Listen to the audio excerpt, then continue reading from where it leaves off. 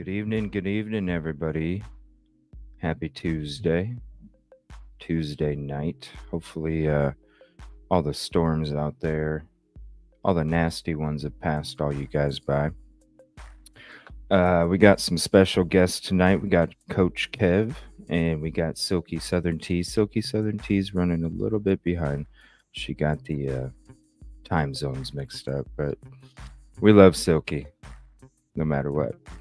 I'm going to go ahead and say what's up to everybody, and then we're going to introduce Coach Kev. He hopped in here, and then we'll be getting to Silky, I think, maybe like a half an hour or something like that. But I'm pretty much new to this case. I've only covered it for maybe 2 shows, and I think one of the shows, maybe even both of them, I think we did a combo episode with another case, so honestly, I don't even think we got to go into it in depth at all, actually. But I was joining Silky Southern Tea's live, I think it was about a week ago, a few days ago.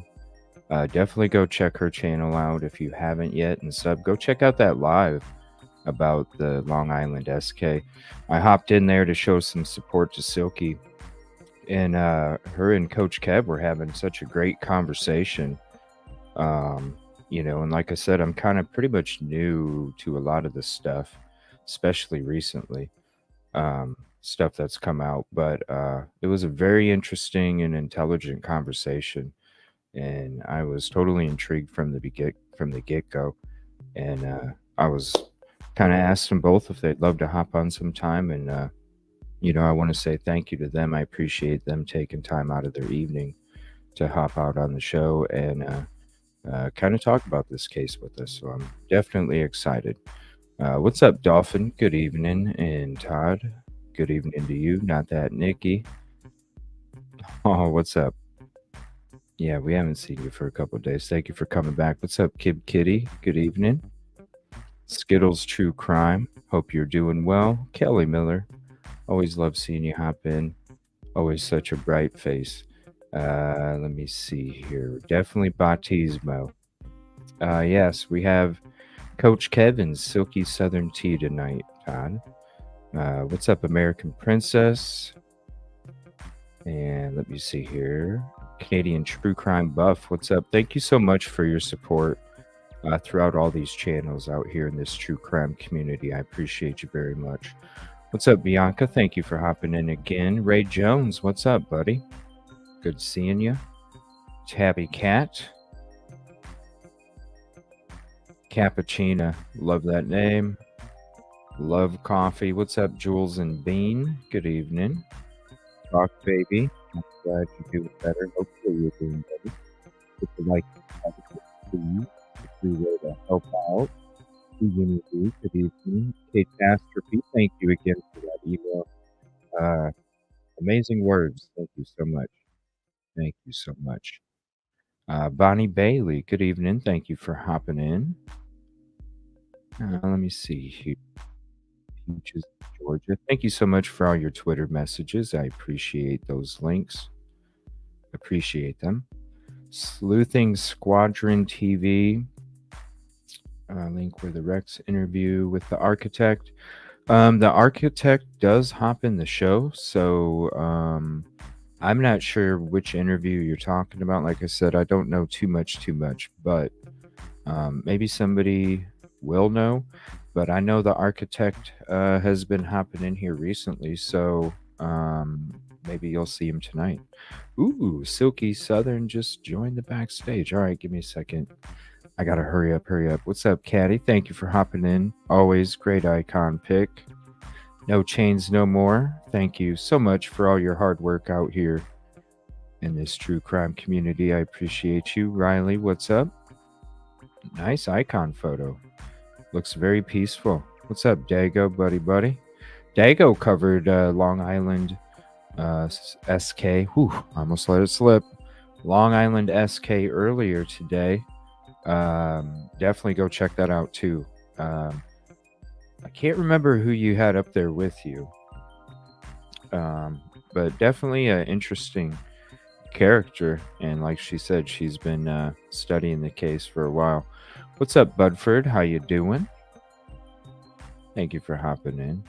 There's Tana. Always appreciate you. Emma Jane in Spain. Like that name. Let me see. Judith Arrington.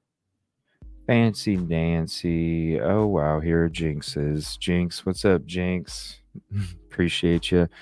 Gifted a membership to Tabby Cat. Robin Shepherd. Tina B. It's amazing how many members I have right now. You guys are freaking crazy, man. It's got to be like almost 600. I mean, you guys are crazy. Thank you so much. What's up, Polly Pepper? Gifted membership to CZ. Let me see here. Oh, sorry about that. No problem. Yeah, they do hop in the show. They have been recently, so. And if you're not in here, I'll definitely ask if I see them. What's up, Renee? There's Jinx. Just a couple. Nelly B. That's right. Nelly B. Nelly B. Great show. Great show, bro. What's up, P. Fox? Thank you so much for the super sticker. I got to scroll down real quick. It's a big thumbs up. Thank you, Brett. I appreciate that. I always got to look back and check because I love the animations. What's up, CJK? Thank you for hopping in. Yes, thank you very much, Brett. And there is Coach Kev's True Crime Talks link if you want to go hit the sub. Like I said, great conversation they had. Cold Truth, what's up? How you doing? Thank you for hopping in. All right. Well, I went ahead and got through all my hellos real quick. I'm going to bring Silky and Coach Kev up here to join us tonight. I want to say thank you to them for taking out time out of their evening to join the show. And good evening. Thank you guys so much. How are you guys doing tonight? Hey, CJ. Hey, Coach Kev. CJ, Silky, everyone in chat, how are you? Very happy to be here. Thank you so much. I'm so excited to have you guys on tonight. And I love the Flora Angels shirt, man. Awesome. Oh, yeah. You have way more subscribers to me, so I figured it'd be better off to wear it here and more people would see it. Well, actually, with the, doing this show, and since it's my first time like meeting you on a platform besides comments or whatever, or emails or messages, but since we're on, I would like to do a Flora episode here soon. It's something that I've talked about doing again here. Talking to Jinx about doing a Flora episode coming up. So if you guys can let me know, I'm thinking if there's any days between I think it's after the 18th or something, maybe that first week, if you guys would know what your schedules are like out around that time, or maybe like a week away or something like that. If you want to hit me up, and I can try and see if I can schedule everybody at the same time, if you guys would like to. Yeah, absolutely. Are weekdays or weekends better for you guys? I don't know. Silky, you work like a different schedule. I work 24 hours and I'm off 3 days. So I work every day of the month once, 24 on, 3 days off. So it's just, I know when I'm working for the next 10 years. So. Oh, dang. Okay. Ain't that great? Yeah. Awesome. I keep the same schedule, but it rotates. I always work the same days, but it's on a 2-week flip. So, yeah, I have to look at it. But, I mean, CJ, like, Coach Kev is the one you need to talk to. I love to talk Flora, but Coach Kev is excellent with that case. So, y'all, don't work your schedule around me. Oh, Silky. Every show's got to include you, Silky. Come on. You're the best. I wish. I love your show, CJ, and I wish I could be on. I hop in a lot or catch your replays. Try to hop in chat when I can. You're doing so good. I'm so proud of you. You've grown so fast. It's awesome. Awesome. Yeah, it's just a great community. You know, I'm not everybody's. I have to start, and I'm not everybody's cup of coffee. You know, but you know, it's a great community. It's a beautiful community, and it's a foundation that's solid. It's not one of these foundations that you know, is kind of stuff thrown together and a storm can come and take it all away. This is a solid foundation, and it's definitely a community because it takes all of us to do this. And so, you know, any kind of compliment towards me or the show is a compliment to them too. So I know they thank you, and I really thank you for the kind words. And you know, you're a great creator too, Silky. You know, I was telling everybody the other night, you know, like when I started my show and we kind of started our channels around the same time, and how I reached out to you in the very beginning, and like you were one of my first panel members, and so you definitely helped me become what I am, and so I thank you for that. Because your support from the very beginning has always meant a lot to me, and you've always been there no matter what. So you helped create what everybody gets to see this evening and in the future. So thank you. Oh, that's so sweet, CJ. I'll always support you. You know, no matter what. Somebody said something the other day. It wasn't bad, but it was just, you know, something. It wasn't. No, it really wasn't bad. No, but I was like, it's well, like this. You know what I mean? Well, you know, I guess I walked in on the Drama Fest the other day. So I had just done a video or said, I'm done with drama. I'm not doing Delphi anymore. I'm out of the drama circle. And then you're like, hey, hop on panel. I'm like, sure, I'm not doing anything. And yeah, it was the drama. But no, I think that's what this person was referring to. But I said, you know what? I love CJ and I'll always support him. He's always supported me no matter what. So there you go. Oh, are you talking about when we like did a co-stream or dual stream or whatever? It was you and me and Dago, okay. And we were talking about Dot. Right. Okay.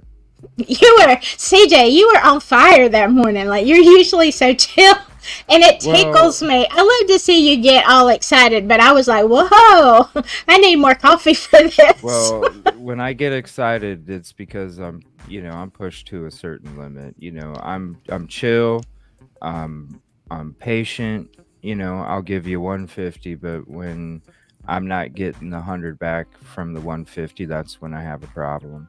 Yeah. And, you know, I always speak from the heart. So I know that, you know, I'll live life with no regrets as long as I speak from the heart and I'm about, you know, what's inside my soul no matter what. So absolutely. But no, I was telling them about how we met, and you know, this is Silky, everybody. If you haven't met her yet, this is Silky SilkySouthernTea, and this is my first time meeting Coach Kev. So thank you both for taking time out of your evening to join us. I'm so excited. I'm so happy. Like all day, I just couldn't stop thinking about this evening and having you guys on, and even talking about this case, because I'm definitely interested in hearing more. I have the PCA now. Thank you, Silky, for that. I appreciate that. So if at any moment you want me to go to that, I already have it ready. Just let me know. Well, you know, then, Coach Kev, I also have some videos too. Oh, okay, good. I'm not sure on videos what you can and can't do. Like, I know you got a strike once, and I'm like, I'm staying away from that. No. But Coach Kev, I never know. He tells this story great. Like, we did the other night on the show, he did the profile, and then I was bringing up all of the seedy underbelly of the politics and corruption behind the scenes, and so, which we were both talking about that, but I don't know how you want to start. I don't know if your listeners are real familiar with the Long Island serial killer. Oh, oh no. Silky. Oh no, we got another Brian now. We had Brian last night. I don't know. I mean, I know my toes are long, but Brian was I was going to saying do all first. sorts of. Yeah, you're not supposed to say that. Oh my gosh. I don't know. I don't understand why you can watch the news on YouTube and they can say anything they want, but a creator can't. The LISK, Gilgo Beach, unalivings. There you go. Yeah, there you go. There you go. It's one of those things. They, it's the sponsorships. It's the quilted northern toilet paper. ShamWow, whatever. So you're gonna have to cut that part out, CJ. It's okay. Like, it's okay if that happens. Okay, it doesn't. There substances we gotta, we have to use. Yeah. Abbreviations or whatever, but I don't think we'll have that problem with this case. But okay, so I was kind of like looking at some stuff in the background before we hopped on tonight with this case, and was the first crime that he, I don't know, I guess more and more are coming out now, right?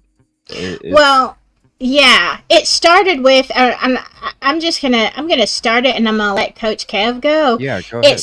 It started with a missing person. Well, okay, it's Long Island, it's New York. If you've ever been there, you know how populated it is. I mean, are there going to be missing people? Are there going to be unalivings? Yes, and there were several missing people.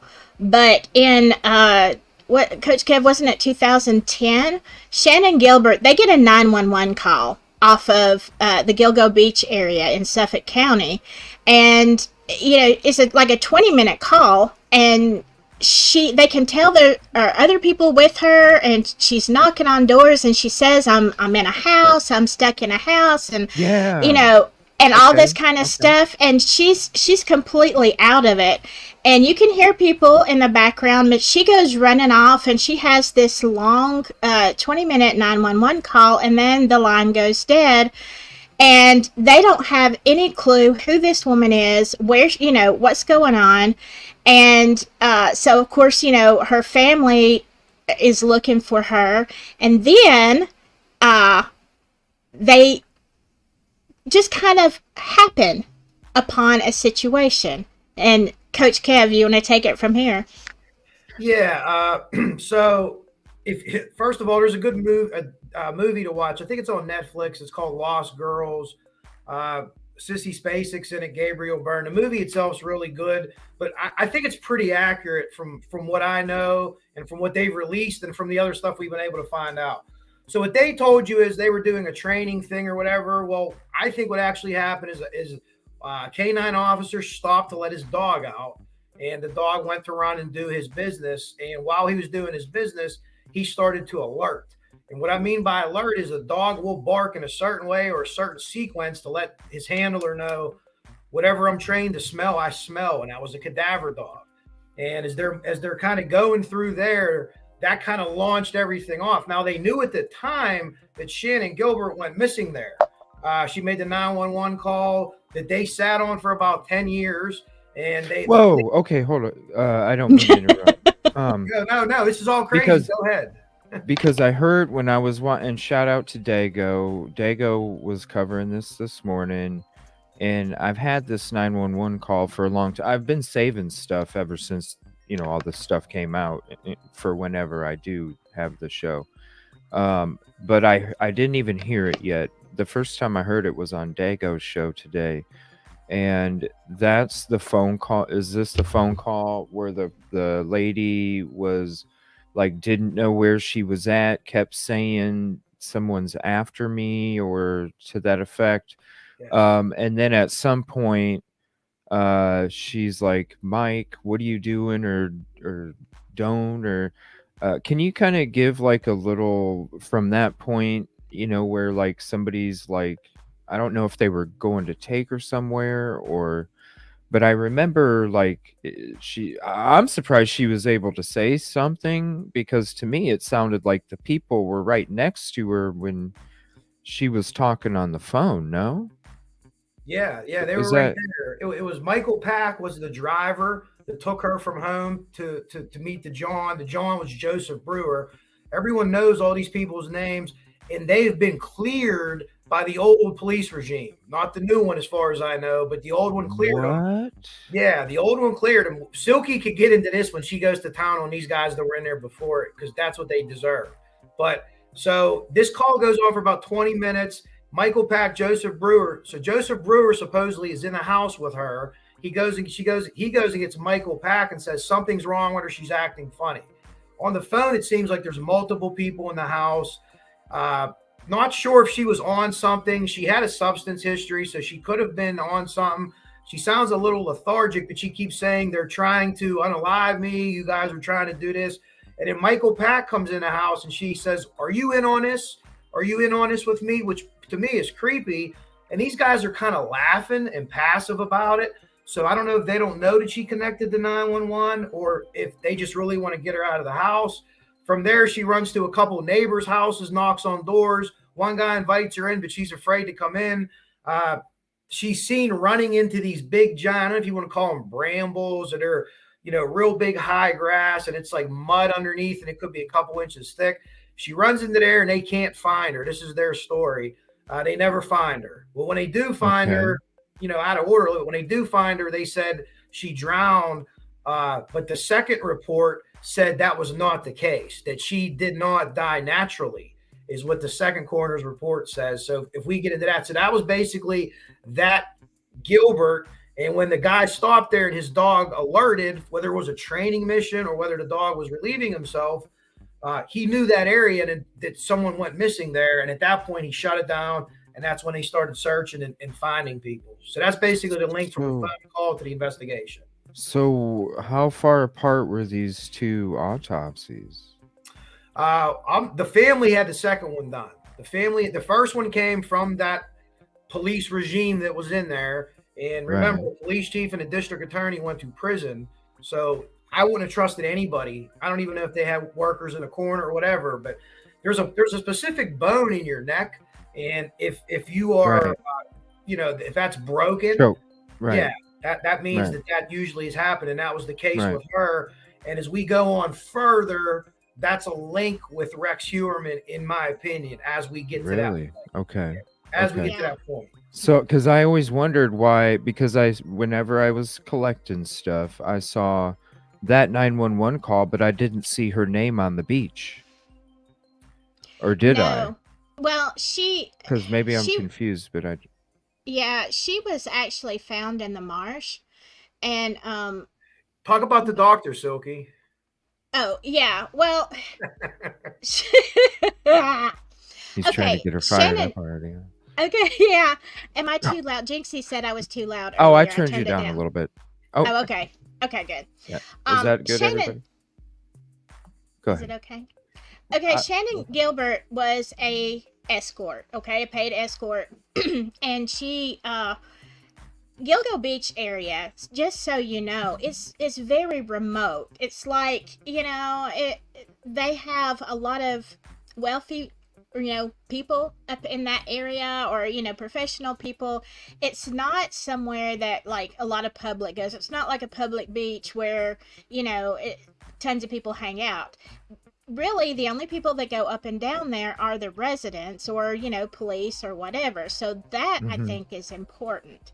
But anyway, Shannon had a business call out to this area, and she met with a doctor named Peter Hackett. He was her client, and she spent a couple of hours with him. And then I don't know what happened. Okay, I don't know if she was given a substance or if she had a mental break. I don't know what happened. But anyway, she started having a breakdown, and Peter Hackett wanted her out of the house. So, the driver is there trying to get her in the car and she won't go in. Peter Hackett wants her out of his house. Now, at this point, his name hasn't come up. Okay. So, he's just telling the driver, "Hey, get her out. Like, this is over. We're done, whatever." And she doesn't even, and this driver is a friend of hers. Like, if you're an independent escort, you have to have some male protection, you know what I'm saying? So she kind of relied on her driver. Well, she wouldn't even get in the car with the driver, and he's saying, "Shannon," so this doctor the next day calls Shannon's house. Okay, he has apparently had her cell phone, called her home, like her mom's house. I think he spoke with her sister first. I could be wrong. And he says, "Hey, I'm Dr. Hackett. I have a house for wayward women, and Shannon was here. And, is she okay? She's not here. She left." Okay, and they're like, "What?" Okay, I'm not even sure the sister knew at this point what Shannon did. But, they're like, "Who are you?" Well, he stops talking. So when the police go, the mom and the family are like, "Hey, we got a call from Peter Hackett. We don't know who this guy is." And then he denies everything. The mom actually goes over, to his place, and she's like, "Hey, you were with my daughter." And he's like, "No, I never, I don't, And so if you watch, a good movie, Coach Kev, is The Lost Girls. And if you'll watch, eventually, they find the other Gilgo Beach victims, and they still haven't found Shannon, and so Shannon, but she makes them go check the marsh because Shannon isn't right with the other one. She is in the marsh behind Peter Hackett's house when she is found. What? Yeah, but the police are like, "Oh no, he didn't have anything to do with it." Okay, she was an escort. Money. She spent hours with him. She is basically unalive in his backyard, but no, he's clear. He's clear. Of course he is. Yeah, one thing is on the telephone call, and Mel mentioned it here. On the telephone call, they acknowledge Joseph Brewer's voice, not Hackett's voice. But I like Silky, and I don't want to speak for her, but I think she thinks the same thing. I 100% think that Peter Hackett was there that night, and when he called her mom, said he ran a home for wayward girls. He had to offer her a sedative because something was wrong or whatever. He called her again. He was interviewed by police and by the press and said he never called him. The phone company determined that was a lie. Then when getting interviewed, there's a video of this on YouTube. Then when getting interviewed, he faked a heart attack in front of the media. And the media didn't believe him. They just stood there and put their microphone down like, "What's wrong?" He's like, "Oh, that's my defibrillator." So you watch this guy for yourself. You watch him in the movie, and the movie doesn't do it justice to how creepy this guy is. Really? So where can we see that video at? Because I want to see that video. I would go to YouTube and maybe look up Dr. Peter Hackett fake heart attack. Maybe it might be as simple as that. It might be as simple as that. I'll check that out here in the background. And if you do have a link, go ahead and throw it in the private chat, and I'll click on there. I have a question. Obviously the first toxicology, or did they do a toxicology? When they eventually did find Shannon Gilbert, they said there was nothing, no substances in her. But my question is, with the deterioration of the body, right? Forensic, can they still pull stuff? Right. After persons, the remains aren't even like they're mummified. I don't know. How long was it? How long had it been from when the crime took place until when that? Man, Gilbert would have been what? Gilbert wasn't as long as the other one. You can hear her running in the marshy swamp area. Are you serious? Yes. Oh yeah. I didn't hear the whole thing. I just heard until she was like telling Mike. When the police said they weren't going to release the 911 tape, and they didn't for a number of years, they said she was having a normal conversation. Well, till the attorney for her family says, "What? The mom heard it. She's screaming on there. So they also lied about that too. So She's are they covered screaming for this on there. Hackett? Is it possible? The old regime? It's absolutely possible. Oh wow. Yeah. Oh, for sure. Yeah, so never mind Yeah. about the toxicology. And I'm a pro police person. My brother's a attorney general agent, and I work with cops all the time. But this here, when we get into it, it's just it's so bad, but it's so good because the good Wow. guys come in at the end and they start getting crap done immediately. So at least we got that going for us. Yeah. Right.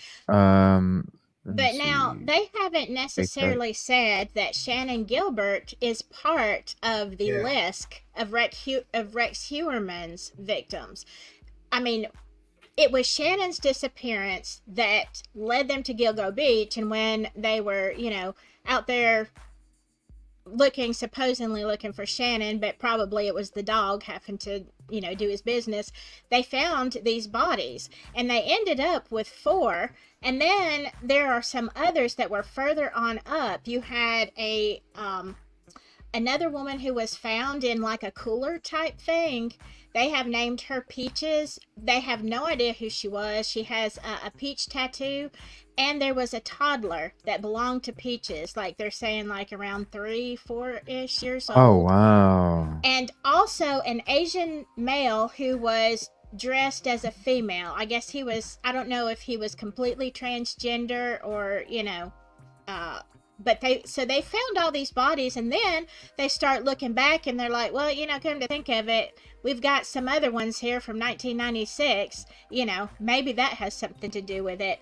All that they have charged Heuermann with is the Gilgo Beach victims, because when they found them, they were wrapped in a camouflage burlap, and like you would kind of use for duck hunting type of thing, and they were wrapped the same way. They were they were pretty much like a little signature garden. Yeah. Right. And so you had all of these bodies, but then these other ones are like the one in the cooler, like Peaches, like the Asian male, and of course Shannon, we don't know, but none of those were wrapped. So the question is was that Rex Heuermann? Was that someone else? Did he change his MO? There's a lot. And also, when I first heard about this case, I'm like, that is probably just one of many different locations, because with the amount that was found there, I don't see somebody going to the same location only every single time, because then you're going to get caught. I would see somebody going to multiple locations, so it's on some kind of rotation, so then they're not causing too many suspicions. Has there been any other links? I know there's a lot of stuff popping up the last couple days. Have you guys heard of any links popping up in different spots where other victims were wrapped in the same way or anything like that? Or has it been at just this location, and who knows? I know they did some searches down in he had property down south somewhere, South Carolina, Las Vegas, Alaska. Oh wow. Okay. Other locations in New York. Oh wow. There's a retired New York City detective that he's begging him to. There's a strip of woods near his house, even closer to where the bodies were found, and he's begging him to search there also. So, and he's charged with 3 right now. But I truly believe that the Marine Brainerd Barnes will be the next one charged. She was found 500 feet away from one of the other victims, and she was her method of going out was being choked. A lot of these other ones were different. The Asian male, it was a blunt force sting to the head. So maybe that situation was someone didn't get what they were expecting to get, got mad, went crazy, and did that. That's only a guess. And we could confirm that the toddler there was no signs of trauma to the toddler. So if you really think into that, that's very sad. More than likely the way that toddler, it had no signs of trauma. So the thought process is he just left it there. And that was Peaches. Wow. They were correct. That was Peaches' daughter. Wow. They were able to prove that through the DNA. Also, Wow. they're talking about this week. They had, as far as Peaches is concerned, they're looking into getting some information from Mobile, Alabama, because they Yeah. think that Peaches might have been from here. Uh, There's actually people reporting today that they have identified everyone else, and there's going to be a press conference in a week to 2 weeks or something like that. I know the mob, Chris from the mob, was saying that, and multiple other people behind the scenes said similar to Karen Vergata, who they just identified or publicly. They identified her in October of last year. They had to find family. Some of these people aren't even reported missing. Their families kind of given up on them. And you know what? Nobody at 8 years old sits on their beds and says, I want to grow up to be addicted to a substance that I have to sell my body for. Nobody mhm. has, that's nobody's plan. So these Right. people are people, so they shouldn't be treated as, oh, they're this work or that work. Like maybe that was the way the police were thinking and other people think, but but I think they've identified them. I'm pretty sure of that. And there's places that are reporting that, news agencies too, behind the scenes. And within a couple of weeks, we'll find out who those were. Peaches, her baby, and yes, Mobile, Alabama. They were putting things out on social media down there, and they had tracked it through familiar DNA. I believe it's what it was. They went and tracked and says, okay, we have people from the state of Alabama. Did she move up here or something like that? So at least the families could have some kind of closure. Right. Right. Something. Right. Wow. And the thing is, like Coach was saying, we can't judge people on their type of work. But, as for Marie Brainerd Barnes, her family, I saw an interview with her sister that said, she knew she was trying so hard to get a job that she could support herself. And, she showed this long list of places that she had tried. She could just not find work. To get her out of her situation. And so she, I believe she had children too, if I'm not mistaken. Anyway, she ended up doing that as a side hustle because, I guess she thought, what are you going to do? Certainly was not, as far as the rest of them in the victimology, she was, as far as we know, not, addicted to any substances necessarily. She was just in that line of work, unfortunately, to make ends meet. Yeah. Right. So when it comes to his wife, Rex's wife, what's the story with her? Like, I heard that it was always when she was out of town. I've heard things like she knew about this stuff. Do you guys I don't know believe she anything? knew. I don't believe she knew about anything. And the original profile that came out, I don't know if you guys have heard of Jim Clemente. If you've ever watched my channel, I talk about him more than I talk about Jim Harbaugh, who I love from Michigan. I hope that doesn't make people not like me. It might. But so he said in 2011 multiple things. John Kelly also said this guy's going to be financially stable, good education, married or has a wife.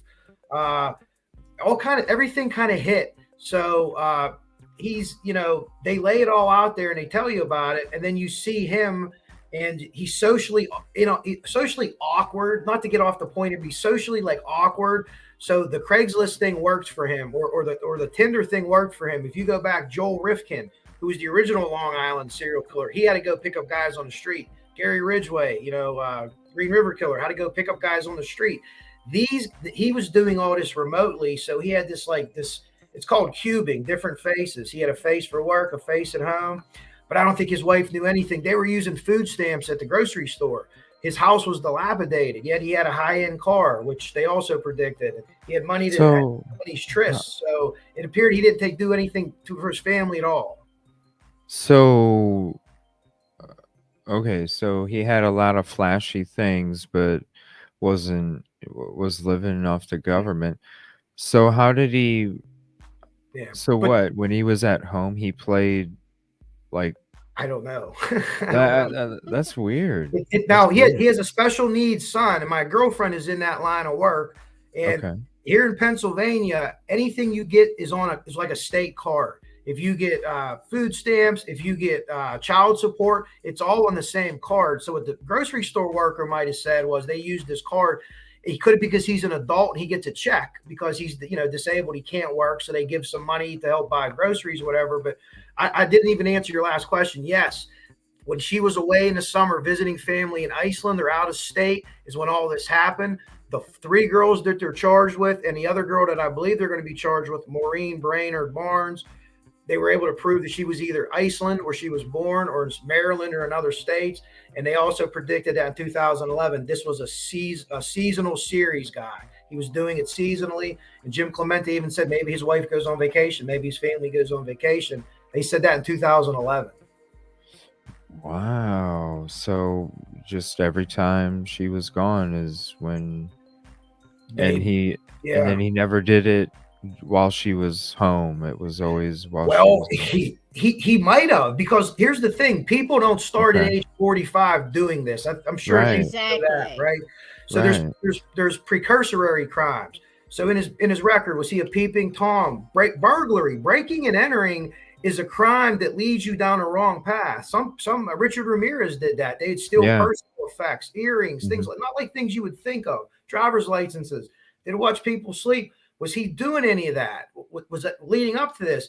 Or if he started on average, he would have 20 more years of doing what he did that we don't know about. Because if he started at 26, so there's 20 years before that, I don't know. I just can't think this is all it is. But I don't think a lot of these girls that we're seeing are his, because it's so different. They're in plastic. They're in suitcases. There's a different method of unaliving them. One from choking to weapons and dismemberment and stuff like that. And I don't know, but could they change that much? Or could it be just the worst place on earth? And these guys just go there and think that we could just throw people away like trash, and this is the place to do it. It seems that that's almost impossible. But the more I look at it, the more I'm like, goodness gracious. I don't know. So if it is multiple people that committed those crimes against those victims there at the beach, what is it, if they're not in some kind of a network or something, what is it about this beach, besides it's not a beach that you would, pop an umbrella on and get a chair out and sit down and get a suntan? What is it about this beach that would make other people be like, ooh, that seems like a decent spot? Personally, for Heuermann, and I guess this, I don't know this for a fact. Right. When you talk about the camouflage, burlap sacks, I'm going to say he went duck hunting there with his dad. I think a lot of this is about his dad, like criminology profiling speaking. I'm a very amateur at this. When his dad passed away when he was 11, mom was mom over domineering to him and his brother. What made them like this? I think that was a big thing. And I think in some way he's doing this to somehow, hey, Dad, look, I can do this. I think he personally has many more victims personally, but I don't think all the victims that we know about are his. Let me say it that way. But at the end of the day, I agree. They're so different, the way that they're left. And to me, the burlap's important to him. So anything with burlap, that's going to be him. But he might not. He might have been going somewhere else. That place is dark, and it's only really known to people there. And even when you get to where they are, it's like gated. So I don't know. But I think that maybe there's people in the neighborhood. They know they're bringing these working girls out, these rich suburban guys, when their wives are away. Maybe things are getting out of hand, like I think happened to Shannon Gilbert. That's my personal opinion. And then they're throwing them away like trash, the same as the series guy, except these guys are rich, white collar Wall Street people, but they're doing the same thing as the guy that's in prison. But they wouldn't. I don't think they would be chopping and stuff like that. They would try to get them out and just be rid of them. And I also think Rex Heuermann was using a boat. I think he was using a boat to get rid of these two. Yes, because there's canals, and I can't prove it, and I don't have any proof of it, but I've seen enough hinting around, and I think somehow he was using one of his boats to go around. And again, I think he duck hunted there with his dad. That's a prediction of my own that I'm coming up with. But I saw someone, I think it was Mel in the chat. I agree. I think he has many more. And Joel Rifkin dumped his in threes. He had different areas, 3 here, 3 there. So I don't know what's going to come of this. I just hope all the bodies are at least identified, the people know, and maybe they arrest a bunch of these guys from the neighborhood. Like Silky, I can't get past that doctor. He ain't right. You don't fake Right. it, right? So that 911 call was at the doctor's house, and was there more than so on that 911 call? The Was there 911 more call than two people in the Brewer's house. background? That was actually Brewer's house. I'm speculating that the doctor was there. I think that there was more voices on there than Pack and Brewer, but only Pack and Brewer are identified. I think there's other people there, because why would the doctor call her mom the next day? How would he have her mom's number? Why would he call her and tell her he runs a home for wayward girls the next day? Unless he was at that place. Oh, okay. So she wasn't with Hackett. She was with Brewer. We don't know that for sure. She was with Joseph Brewer, but I speculate that Hackett was in that house, and that Hackett administered whatever he administered, or why would he call the mom the next day? I just speculate that. But you guys watch the videos for yourself, and you tell me what you think of this guy. What does Brewer? So what does Brewer have to do with Hackett? Or so Hackett's a doctor. What's Brewer? Just rich neighbors. I'm not sure what Brewer does for a living, but he's out. It's like it's called Fairway. Like the road's called Fairway. They're just neighbors, and they're probably rich partying buddies. Rich buddies. Okay. Yeah. And so you had mentioned that Peter Hackett had called the mother and said that he gave her a sedative. Yeah, he told her that he had to give her a sedative. And yeah, Mel, you're right. Peter Hackett did not run home for wayward girls like he told her. No, he did not. He was probably the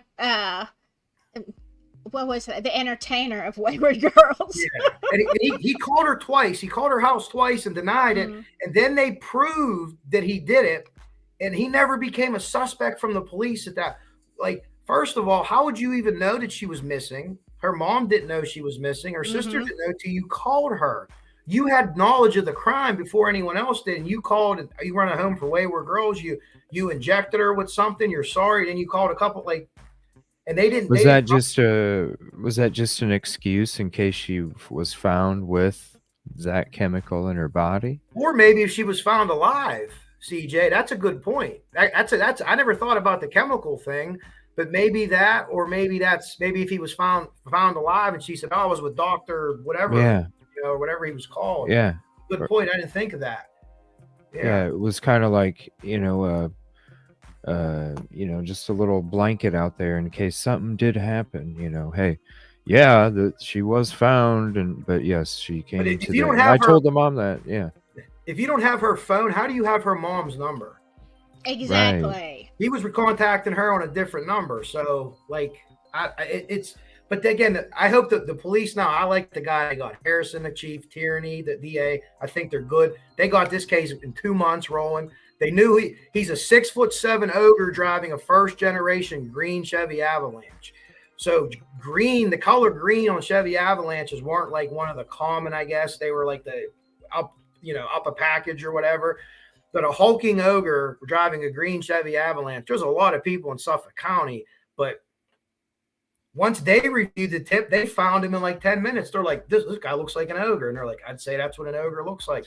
That was the description given by one of the witnesses seeing him get in the car with one of the girls that were found. Yeah, so let me back that up because, we're talking about Shannon is over here with, the Hackett situation. But they identified that Avalanche from Amber Costello. Now, she was one that had gone missing and presumed unalive. But what had happened is that Amber and... she was an escort, and this is what she did for a living. She was in that, she was an addict. I guess at this point kind of relapsed, and so she was doing what she was doing. And she had made a date with Heuermann. Of course, they didn't know his name at the time. But what happened is when he came, to her house, she had her roommates. She had 2 male roommates, to come and storm in and, act like the husband or whatever, shocked and astonished. And then, that his wife was doing this. And so they, Heuermann left. Well, it was all a ruse. So she had gotten paid, because you get paid as an escort before you do anything else. And not that I know for fact. That's what I hear. So sounds like I really know what I'm talking about here. Well, I mean, you do your research, Silky. You know. Anyway, so she had gotten paid. Okay, Heuermann has to leave. Well, he kept calling her the next day, obviously because it was quite, she was making good money, let's just put it that way. And so finally, after several calls and he wasn't going away, she agreed to fulfill her end of the bargain. So he came over he had parked just like a few doors down or a block away. She had left her cell phone in her house and she was going to meet him. And she told her roommates at the time, she's like, they're like, "You're not taking your phone." She said, "No, I'm not going to need it." So they had seen the car that was there the day before. That's where that green avalanche came in, because they saw Heuermann. They knew she was going out with him the next night because they had really did a number on him and he wasn't taking it kindly. He demanded services. When he came back the next night, Amber Costello disappears and nobody ever sees her again until they find her on Gilgo Beach. But her roommates were able to give that description, like Coach Kev was saying. Wow. Okay. So I saw a headline that as I was going through stuff, it said how a pimp solved the Long Island SK crimes. What does that mean? That's basically the story. I think they're calling him a pimp, right, Silky? Yeah, I mean, I don't know that he was actually a pimp, but they were her protection, so to speak, because they lived with her. So he's the one that just gave the tip, and okay. He gave the tip, that led 2010, to all of it. 2000, whatever it was. He gave the tip many, many years ago. They just never did nothing with it till the new regime came in. So this old regime, have you looked into it much? Yeah. A little bit. So is the FBI. Yeah. That's where, yeah. Okay. You want to get ready for a wild ride? Yeah. Let's start back in. Get my seatbelt on. Yeah. The corruption in this one is mind-boggling. Okay, well, let's start back in the 80s with a unaliving of a either 13 or 14-year-old kid named John Pius. Now, he was a neighborhood kid. It was brutally, possibly accidentally, but it was still brutal. It was, anyway. This happened, and during this time, there was a 14-year-old boy named James Burke, who became the star witness in that case. Now, this was when Thomas Spota, he was working for the prosecutor's office, and he was actually prosecuting this case. They charged it's either 3 or 4 youths about the same age, close to the same age as John Pius. Burke is the star witness. Okay, you said that's great. He and the prosecution became good friends, obviously, working on this case together. However, the problem with Jim Burke is, even though he was 14, he was already a thug. He was dealing in substances. He was breaking and entering houses, cars, whatever.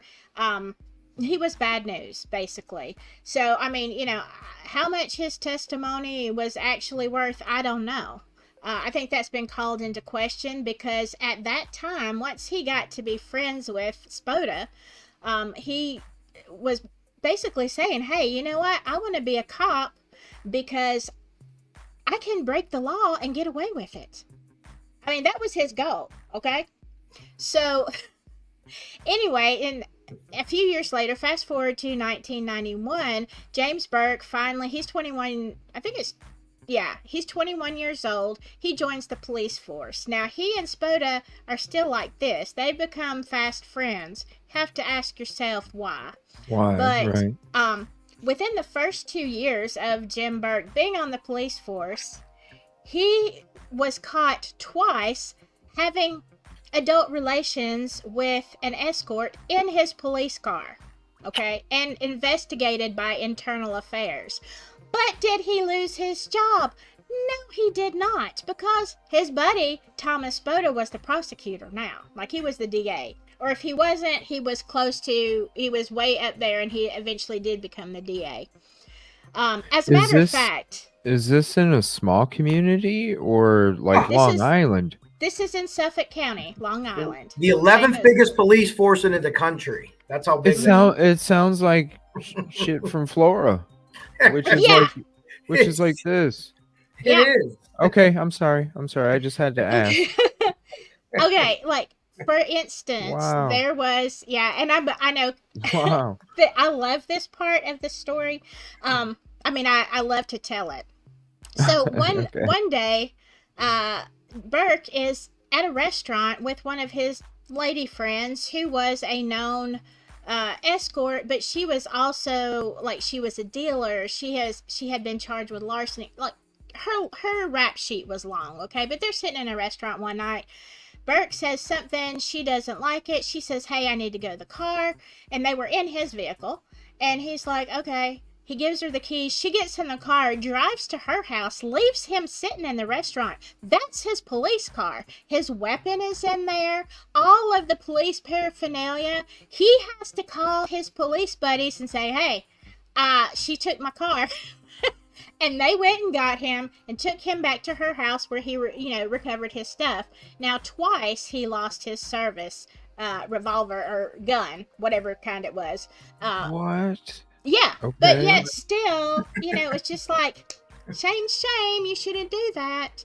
In his career, Burke was really known for being, I've got a lot of light on me right now. Burke was really known for a lot of crimes, okay? He was a frequent visitor of gambling institutions, places of ill repute. He kind of did it all, okay? And everybody, it said that if he liked you and you were golden, and if he didn't, it was bad. It was going to be bad. So, he continues this whatever. So back in 2010, when Shannon goes missing, and then in, I think it was 2010 is when they found the Gilgo 3. Well, all of a sudden, Burke is there. He is now, at this point, he is the lead detective for the prosecution. Okay, so he's not the police chief, but he's the lead investigator of the police force. And, of course, for the prosecution. So, again, guess who's the prosecutor, the DA? It's Spota. Well, you've got these two. They're, like, running their own crime games, okay? They got stuff going on. There is a book on Amazon called Jimmy the King that details all of his nefarious activities. And so they've got their whole little crime circle going. So how much are they really trying to do except pad their pockets? I don't know. So, first of all, when you find that you have an SK in that area, you want to call in the FBI. You want to call in as many people as you can, agencies or whatever, to, help solve this case, right? Well, no. Because Burke and Spota did not want people in their little space because they were going to out them, They would find out things that they didn't want people to know. If they were roughing people up, all their con games, all their crimes. So they said, oh no, Suffolk County, we can handle this all by ourselves. We don't need the FBI. So basically, for years, he had already been in crime. When he's a police chief, and it still went on because he became the chief of police in January of 2012. But by December 2012, he had lost his job because of an incident with someone named Christopher Loeb. Now, I'm going to before I finish with Spota and Burke, I want Coach Kev to tell the story of Christopher Loeb. Okay, Christopher Lowe. Well, real quick, someone asked me a question in there. Yeah. If Rex is guilty, I would say right around 1995. Between 1990 and 2000, you're looking at like usually 26. Although now the profiler guys are saying it might skew younger, 22, 23. But usually the series people usually start 25 or 26. So you could do the math. But so Chris Loeb is a guy, and Silky can tell you exactly how he gets his hands on a duffel bag. But he gets a duffel bag that was in a police car that was driven by Jimmy the Gent or Jimmy Burke. Not to be confused with the Goodfellow character. Oh, okay. Right. Yeah, that's what I first. Okay. Straight shooter than this guy was, to be honest with you. He had more of a code, if you will. So he steals this bag out of this car, and I'm assuming it's an unmarked car. He doesn't know it's a police car. And in this bag is, all kind of things for, I don't even know the term you can use, adult toys, women's clothing, women's shoes that are size men's, whatever, many different things, and a DVD. Allegedly, a DVD is in there. So basically, we could turn it back to Silky to lead up to then maybe what happened, or do you want me to tell about what they were doing to him to try to find out where the DVD was at? Well, I mean, all I was gonna say is, Christopher Loeb, he didn't know. He was an addict just looking to break into cars when he happened to break into a white SUV that was by Burke. And what happened is, instead of, okay, now think about this. So it doesn't matter, you're the chief of police. Somebody breaks into your car. Even if you think who did it, you have to get a search warrant, right? You still have to go through the protocol. Right. No. He takes some of his guys, and they just go to Christopher Loeb's house, burst in the door, and start just going through his stuff. Getting whatever they want, taking the bag back. There's no legal process. It sounds like the movie Training Day, where where Denzel just walks in and does whatever the hell he wants. Huh. Yeah. Well, that was Jim Burke. Yeah. So it was nothing but constant intimidation and twisting and manipulating facts to fit narratives so they could basically do whatever they want and skate free. Then they get this guy to the station. Then he's moved from one room to another room. It doesn't have a camera, and basically, from what I can understand, he's kind of like tied up, almost like arms and limbs. And Burke wants to know this DVD, and so allegedly he makes the comment. This is what he's saying. He makes the comment, "Oh, I watched your DVD, and it was an unaliving film, if you will, is what this guy is on the police chief's DVD that he has." And then Burke just pounding him. And later on, he's able to prove this beating and this police station thing because some of the underlying cops give him up. And the police chief, Burke, goes to prison over this. Not long enough. Really? Yeah. The district attorney goes to prison, too. Whoa. Oh, yeah. I think the district attorney's still locked up, isn't he? No, I don't think he is. But he was disbarred in 2016. But now Burke only got 46 months or something. Not a lot, No, he's out. And I mean, that the way that they treated Loeb was just horrendous.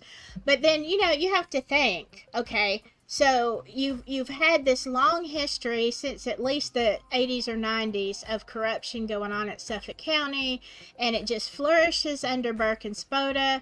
So just because they're arrested or these allegations come at the end of 2012, you have to get through the process. So I'm sure that things probably didn't change a whole lot. I mean, they probably did some, people are watching their backs, but I don't think, in my opinion, there was a true turnaround until both of them got sentenced. Again, Spoda got disbarred in 2016, and they both faced prison time. So now, forward to 2022. Finally, 6 years after Spoda gets disbarred, and hopefully somebody's trying to clean up the mess they have made in Suffolk County for all these years.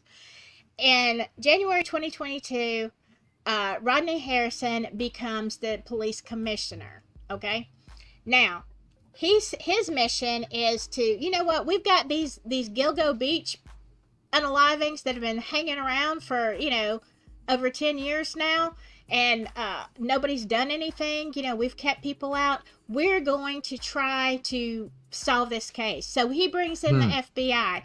He brings in major task forces. Anybody that he can get together who can get, information on this. January. By February, 30 days, okay? February of 2022, they already have their eyeballs on Rex Heuermann. Whoa, say that again one more time, please. Okay, Rodney Harrison takes the case in January 2022, brings in the FBI.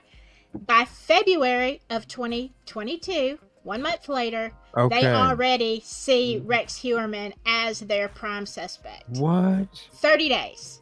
30 days, but we've got over 10 years of ridiculousness because of the shenanigans of James Burke and Thomas Boda. And here's my question. If you were doing all that, what else were you doing? I mean, do you have a body count? Like, I don't get the impression that either one of those two were SKs, but what if there were just people that they needed to go away? What if some of those bodies are just people that they needed to disappear? I mean, you don't know. Oh, you're right. Another theory that maybe they could dump there too, and maybe it'll be lumped in with this other thing. And Burke was known to have a habit, that involves sniffling a lot, and he'd admitted that, and he's been at these parties with these people. We know that Burke has been at these parties with these working girls. He wasn't a police commissioner or police chief. He was a vice guy. Like, I don't even mean like as a cop. Like, he lived in these clubs. He spent all his time with these. He was obsessed with, the whole pornography industry, or however do you want to say, adult entertainment industry. Right. All of it. He was obsessed with all of it, and obsessed with drugs and booze. And they let him they shouldn't even have made him the chief. He should have been demoted or fired before he even got to that point. But yeah, a month. It's a house of cards. They gotta protect each other at that point, because then they all fall down. It's so bad, but it's so bad at the beginning, and then these guys come in at the end. So it's the worst, and it's the best of police. Right. So everyone, if you're anti-police or pro-police, you could get us on a side of this and say, "Look, here we go." But at the end of the day, at least we're trending forward. Harrison's a great guy. Right. Yeah. You better hope Harrison don't want to run for governor in New York or something, because that guy will win. Tell you right now. What did he ever like say what made him, like kind of jumpstart all of that to get it going? Did he say where he was coming from? Did he have the new DA Tierney? Someone went to him, and he was big on it, and he and Harrison, like, together, just, I don't know if someone talked to them, if it was old police or family members or something like that, but someone lit a fire, and those two kind of together just launched this thing. And then one of the big things was the FBI coming back, and a lot of those guys had to retire. The cops that got in trouble, you didn't hear they got in trouble, but they took their pension, right? You got to take your pension right now. And then as some of the old dogs that were in there retired, by the time 2020 hits or 2022 hits, now we're in business with these guys. And I think that's what happened. That's why it took so long, from the horrible to the good. Maybe could it have been informants as well? Like, kind of had a lot of knowledge of the area and what was going on, and maybe the informants couldn't talk because of the previous regime. When it came to that, because it seems crazy to me. Like, that's crazy quick. You take over and you jumpstart that thing, and within a month you have Rex. I mean, that's a lot of progress in a very short period of time. And people say, was Burke involved? I get where they're coming from, because it almost looks like he's trying to cover up. I personally think he's a scumbag of the first order, but I don't think he was involved in any of the series stuff. But like Silky said, if they thought someone needed to go away, I don't think it was past that for them to do that, though. Absolutely. Of course not. Of course not.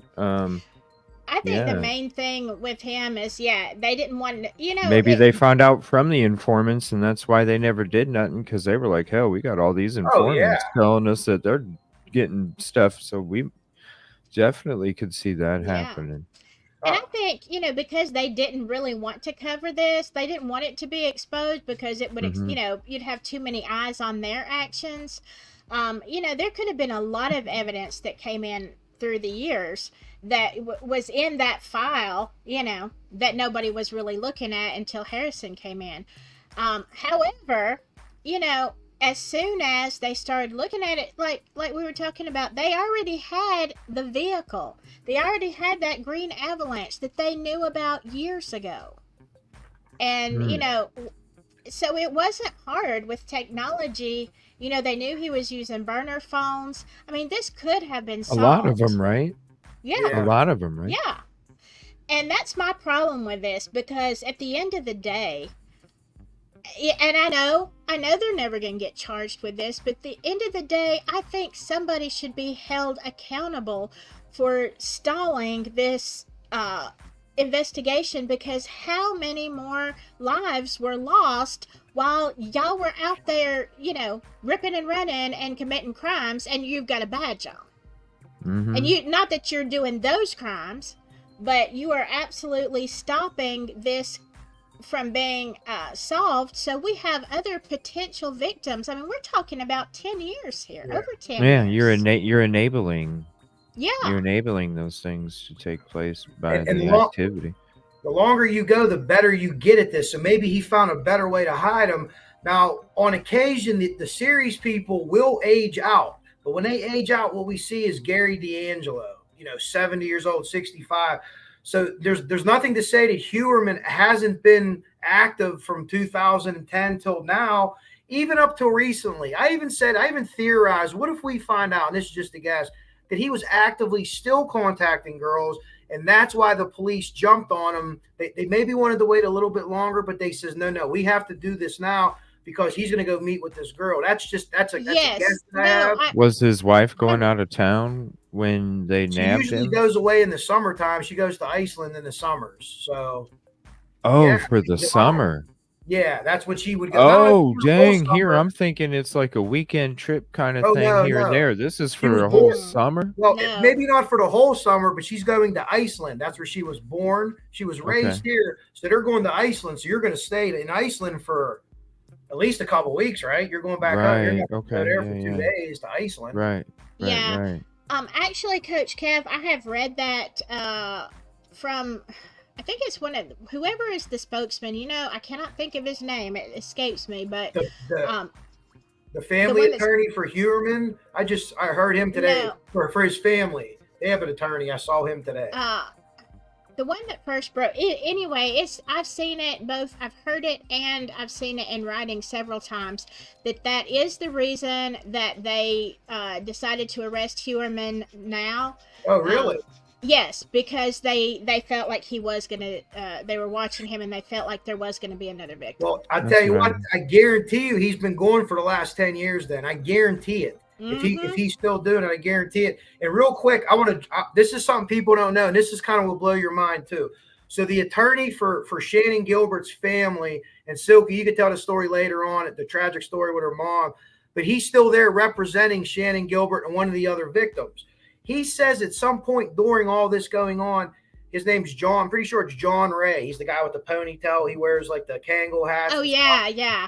Beard. So he was receiving phone calls, harassing phone calls. When his daughter went to college, she was at a different state. Someone was saying that she's looking out a window taking a picture. Like they had eyes on her. Then they called his ex-wife and told her the same thing. They checked with the daughter. She was just taking a selfie. A short time later, they called his home at 9 o'clock at night, and they said, "Hey, you getting ready to eat dinner?" And he lives in a house. The windows were open. He said someone had to see him. He said, "Enjoy the pizza. I like pizza. Enjoy the pizza." He said a few seconds later, the doorbell rang, and Domino's showed up with 3 pizzas they didn't order. Now, he reported this to police. He couldn't say it was Heuermann's voice.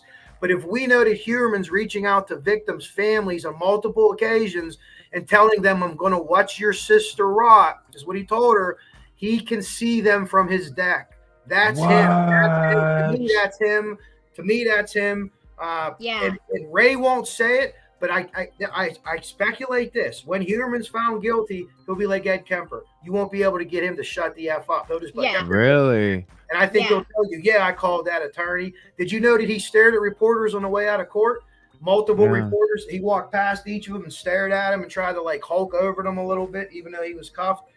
So yeah, he's in full nutcase mode, in my opinion, or not even a nutcase because he isn't crazy, but I think you're going to see the more information that comes out, he's going to be a guy that won't talk. But you can find that out if you look up Attorney John Ray. Actually, I might have shared it on my page. If I don't, I'll do it tonight because a lot of people haven't heard that story, and I was surprised. But isn't that that's nuts, right? That's crazy. That is. Yes, so, it is. And so, I mean, that's freaking nuts to like taunt.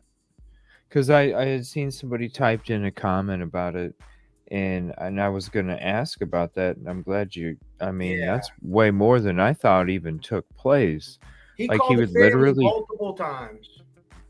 It was actually Melissa Bartholomew's sister Amber, and he told her he'd watch her rot and asked her if you were a W word like your sister was.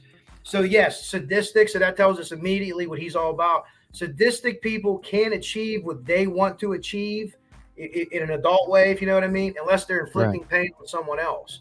And that's something that starts at a young age where you associate violence and making love, or you know what I mean? You associate that. So sadistic doing that. And that's a risk to do that. But he'd make the call at Madison Square Garden, which is one of the most populated places on earth, right? There's so many people there, but it's also right down the street from his office. All these calls were made from like standing outside, and you're not coming down on how many people are in 3 or 4 blocks in New York City. Right. 1,000, you know, and it's so yeah. So did he have a burner phone for each victim? I think so. Or was it? Yeah, I think he did because I think they found 3, right? He kept them. Yeah, I think that was it, that he changed because I mean he thought he was being smart by using the burner phones and stuff, but I mean he didn't. I guess he didn't know how far technology has come. You know, I've heard some things that I didn't know just in the past few months about. I don't know. It has to do with another case, so maybe I shouldn't say it. But anyway, suffice to say, they know a lot more than you think they do. Mel asked a question about her search history, and you could look that up in the PCA. I don't even think you want to put it on your screen because it's really bad. I think that he's so arrogant. The PCA? Yeah. But they have a search history. There's some real bad stuff in there. Really? Okay. That. So I think that he was so smart that he got it accomplished. He could take out any of these girls he wanted to and throw them away like trash. The police weren't going to catch him. He's looking for a better high, right? I need a better high. I need more kink in my life. So when you look at that search history, to me, it's like a dissension into madness, kind of, because he's looking for, you know, somewhat normal, maybe fetish, but somewhat normal, and then it gets right to the bad stuff, and you can see it descending down. So maybe he was looking into children. Maybe this people usually don't change what they're doing, but the history's the history. So he was clearly actively looking for it. He was looking for women that were abused. They took a painting out of his house with a woman with a black and blue mark on her face, a painting from his house. We know about that. We know about the doll they took from his house in that case, in a wooden coffin, what I call like a Mexican coffin. We used to call them a coffin. Yeah. A doll in a coffin? Yeah, you didn't know. There's video of that. No, I don't know. Yeah, and the vault. Tell him about the vault. So the vault downstairs, they initially said it was a soundproof room, and it's not a soundproof room. It's a vault, but it could be soundproof. So you know, like a big bank vault with the big bank door that swings open, and like you spin the wheel, like on the Price is Right game or whatever. He had one of them in his house, and he had about 300 guns in there, and no one was allowed in there. Nobody. He was friends with a girl that was like an interior designer. Legitimately friends with her, really nice to her, actually. Never tried anything with her. She came to his house to measure his house. He's going to get stuff done in the house. And she said, there's this big, large room downstairs. And he's like, oh, you can't go in there. I got stuff and my guns are in there. Just measure around it. She thought it a little odd at the time, but then at the end of the day, no big deal. Now, once this came out, she was telling everyone he had this big room down there. His wife wasn't allowed. No one was allowed in it. Reminds me of Jerry Brudos. He was a series killer, and he was a foot guy, and he liked to take bodies and parts and put them in the freezer and different things like that. In his garage, his wife never went in his garage. She had such control over her. She just never even asked, don't go in the garage. Okay, honey. She also ran a sweeper in high heels too, but there's such control of these guys over these women. I feel so bad for his wife and his 2 kids. I really do, because I don't think they did anything. But I think it was one of those situations where outside he's this big, walking around at home. Oh, I don't like any of you. You get table scraps. I'm going to go downstairs where I have 300 guns in a bank vault while you need to shop with with what we call an access card here in Pennsylvania. That's just me. That's me saying that. I heard today, I think it was today that I heard, y'all, that the news said that now they're saying they believe that there was at least one victim unalive down in that vault. I didn't see that. Yeah. I wouldn't surprise me. I mean, yeah. I think something was in that vault. Maybe his things or his toys or his trophies or whatever. Yeah, someone made a comment about serial killer. They will change their MO. But if you look at when certain victims were found, they went from being in suitcases and plastic to burlap. Burlap is symbolic. It's not criminally sophisticated. So that's why I'm thinking that wasn't him. But yes, certainly they could change, and they always get better. Like anything, if you golf 5 times a week, you're going to be a good golfer. If you golf once every 2 weeks like me, you're going to be average at best. You know what I mean? And I think he got better, and they do change. But if you look at the disposal methods, and I keep going back to the burlap sack, I think it's hugely significant. I just feel like him and his dad hunted there. They were duck hunting there, and this is something to do with his dad passing away at a young age. And hopefully, when from behind bars, hopefully he's going to tell us all this.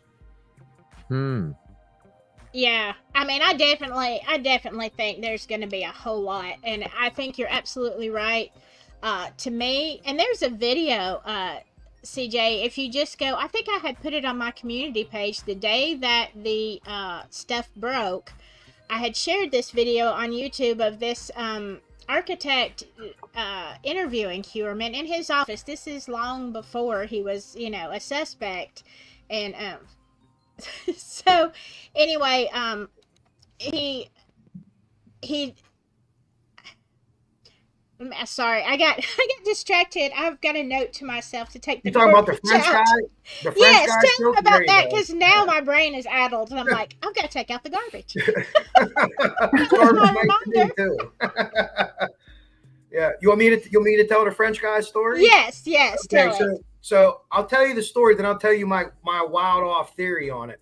So this French guy comes in and he's doing an interview, and was it 2020 or 2020? I'm not even sure when it is exactly. But he comes in and Heuermann's giving this interview about being an architect. He's from if you look it up, Rex Heuermann French interview, you'll find it on YouTube. Yeah. And so he's in there talking, and Heuermann's telling these stories, and he's like, "What's your favorite tool?" And he's like, "Oh, I have a finishing hammer, like a carpenter's finishing hammer." Yeah, I seen that. Like things or nails or things or whatever need. So he gives this interview, and here's what's interesting about it. If you look at his behavior, and one of the channels that I love is the behavior panel, they break his behavior down. So he's closing his eyes, he's talking down. When he starts talking about certain things, he gets excited. His fingers are spread apart. That means, oh, I'm okay. Then all of a sudden he pulls his hands back in and goes like this. He's covered. He's holding in tight. He doesn't want to give any information out. And if you watch their things, they think the guy's like tipping his hand, like he's almost like getting off, like, oh, I know what I do with that hammer. I'm not saying anything about a hammer. I don't know, but it's odd. But I have a theory. They asked the perfect questions. I said, could the FBI have put this guy up? He comes in with a dog, immediately walking in. Heuermann, all his power's taken away. He backs up and he's like, oh, there's a dog here. So he's not the man. They shake hands out of sequence. Heuermann's all weird, goes back to his desk. And then he starts asking him, tell me your best story about saving something. Oh, Heuermann. Oh, I did this. I'm the greatest. But go watch that interview and watch some, if you're in their body language and in interrogation, he asked the perfect questions. It's almost like some criminologist wrote it down and said, ask him this. We're going to get information from it. I know because I watched it before we started the show because it was one of the first videos it was a court TV video or something, and it played that. And when I was watching it, I almost sat there, and when I got done watching it, I was like, I bet you that's like his go-to story. Like, I bet you he gets asked any general question, it'll lead back to the story with the hammer, the carpenter's hammer, and how he has to use it, and I think, because I mean, when I watched it, I'm like, wow, this guy's, it was definitely odd, the stuff he was saying, Oh yeah, you got to watch you this. know, especially when the guy interviewing him said people, and he was like, things, like they're not, and that in my head I was like, oh, he's just telling people that the people that are the victims are not people to him, they are things, but he's still talking about it. If you kind of put two and two together, I was like, ooh, that's crazy. I did an analysis as well. Oh, okay, thank you, I appreciate that. Let me write that down.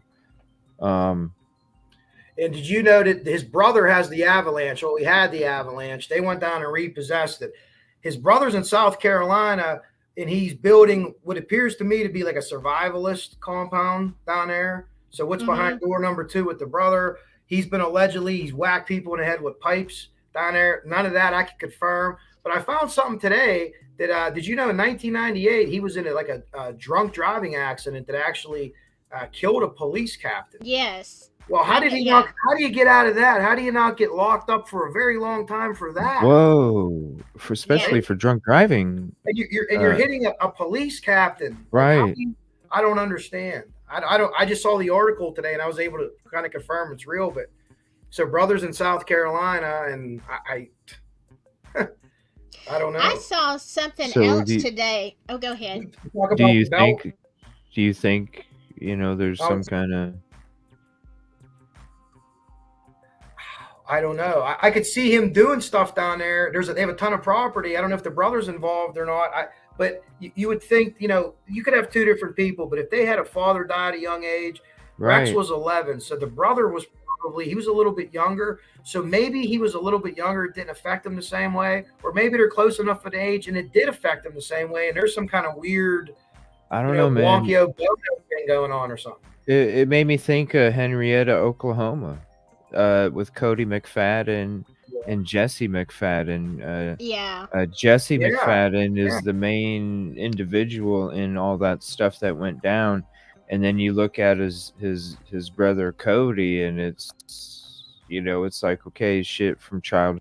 The brothers, you think, man, one person, it's got to be an isolated kind of thing, and then when you see what the brother was in trouble for doing, you're like, whoa, it's not this is something that this goes back, because if it's multiple family members, then it has to go back to the childhood. So that's what made me maybe ask about the whole brother, because you said he has a green Avalanche, right? Well, it was Rex's Avalanche. He gave it to him. The police he gave it to him. Yeah, he gave it to him years before. The police seized it. I think the day before they announced he was arrested, they went and seized it. Or somewhere before then. But that was actually the Avalanche that was in question. And I don't think he used the Avalanche to do anything.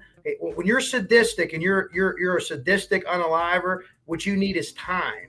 You need a lot of time to do what you need to do, because you need time to inflict pain so you can get your little rocks off. And that's how demented of a person that sadistic people are. And it's hard to understand, but once you understand it, then you can maybe, we understand it better. Maybe we could stop it or prevent it, or only one incident's going to take. We're not going to take 10. Right. We're going to be this person right then and there. But I have a question about that. Okay, so he gives that Avalanche to his brother, but don't you think it's a narcissistic, like, you're not going to catch me in your face attitude, when he knew that he had been with Amber Costello, and then he had witnesses like that saw him. She disappears the next day. They're looking for, this vehicle. But yeah, I mean, to me, if I was a criminal, I would have got rid of that thing right away. Yeah. But he keeps it and then gives it to his brother because, like, to me, it's almost sentimental, you know? Yeah, and it's sentimental, and it's like I'm smarter than you, and I only had to ship it a couple steps. That's his whole thing. I think he thinks he's smarter than everyone. We know that from work colleagues when he'd walk in a room like, I'm the architect, and he would even like try to upstage like the project manager or whoever was in charge. Well, I'm the architect. If I don't, if his drawings don't pass, you don't build the building, right? And he's popular. He gets the job done with the building code because he walks in. That's that side of the cube that he's showing you. He showed these girls a much different side of the other side of the cube. Then he flips the cube around to the other side. He goes home, and he's just the dad that doesn't want to do anything other than grow a hell of a garden. That's why I thought that there had to be something weird in that garden. Because you look at that house, man, and you look at the garden, and it's like one of them little shop of horror pets coming out of there. That's how big the plants are. Oh, so really? He loved that garden. They dug it all up. We don't know what they found. They dug pretty deep, but that guy was a gardener, even though his house was it was nice, but he wasn't taken care of. But his garden, I noticed that when I saw the house, I was like, because when I first heard everything, he was like this, big time architect or something, and then I saw the house, and I was like, whoa, what kind of freaking neighborhood? I expected like some mansion style home or something. I wouldn't be surprised if he had some place in the city also, like an apartment or something. No one said this, but another place for him closer to work so he didn't have to drive home. And I think he met some of these girls, if not a lot of them, in the city. So that's just I have. So I wouldn't be surprised. I don't think he'd take him to his work or his office, but maybe he had some kind of pad or something, or like a bachelor crash pad or something in the city. Right. I don't think him and his wife had much of a relationship at this point. So if he didn't come home, I don't think she would even care. Huh. So is that where all his money was going? Is that why the regular home with the garden and stuff, like nothing was being paid for? Was it because he had all these other pads or like? Yeah. He could have been spending money with these workers. I don't think that he unalived every girl he was with. So this could have been, he could have been 3 or 4 times a week. This could have been his money all the time. Yeah, that was his addiction, was these girls or whatever. Yeah, and I've seen pictures of him drinking. I don't know if he's a partier. In the early profile, they actually predicted that he would not have substance abuse problems. And that is incredibly rare for series people, because they almost all of them have substance abuse. Most people don't know. Almost a great deal up until like maybe the 2010, they were like all alcoholics, like Ted Bundy, Gary Ridgway. These guys were functioning alcoholics. But I don't know with Heuermann, but maybe who knows what he's into. I don't know. I think he'll tell us. Yeah. Let me see here. Let's see, Coach Kev, the cube view from the victims. He showed himself demonic animal. Yes, it must have been terrifying to have that towering ogre over you. So the cube thing, like I said before, you look at a cube, like don't think of the top or the bottom, the 4 sides. They keep turning different faces. You show different people different faces. That's like a profile. Multiple personality disorder. Yeah, or mask. They call them masks. You have different masks that you wear for different people. So you're never you. You're always projecting. And the victims, if you look at the victims, here I have 2 thoughts about them. They're very small. In high school, his nickname was Heuermann Monster, right? Instead of Herman Monster, because he was so big and like, So he's picking these smaller girls because, number one, I think they look like his mother. There's pictures of his mom. I don't know her height, but she had a reddish tint to her hair. His wife has red hair. He's picking these girls, and he's taking what he considered a disability to himself, being tall and standing out. He doesn't want to stand out. Now he's using this hulking presence even more. So he could find a girl that's 5'10" or 6 foot, and still she could look short because he's tall, but he wants to dominate as much as possible. So I think his victim type is small as possible, so he can just further exasperate that what used to be a disadvantage to him. Now it's his big advantage. Now here comes Big Rex, projecting this big raw hulking ogre, and his method was, like we said, choking. That was his method, and that doesn't happen fast. That takes a lot to do, but the hands that he had, and that they're not very big. And, that's just a theory. That's a guess by me. I haven't seen that anywhere. The high school stuff they called him that. Well, I mean, it fits, right? It's kind of crazy and ironic. Do you know how tall? Is there like a height and weight for I'm here him? at 6'6", 6'7", and I haven't heard a weight, but guessing, because as a former athlete and a coach, 350 something. I would say he's not. He was thinner, and he's getting like old man weight, so he's probably at maybe 320 possibly. Okay. But he's big. His arms are big. He got big hands, so you would assume big feet, stuff like that. But this is all things like athletes and coaches look at, like, oh, he got a weight, blah blah blah. Look how big.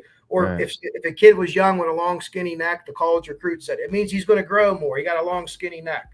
So I don't know. That's right. Whether that's true or not, I don't know.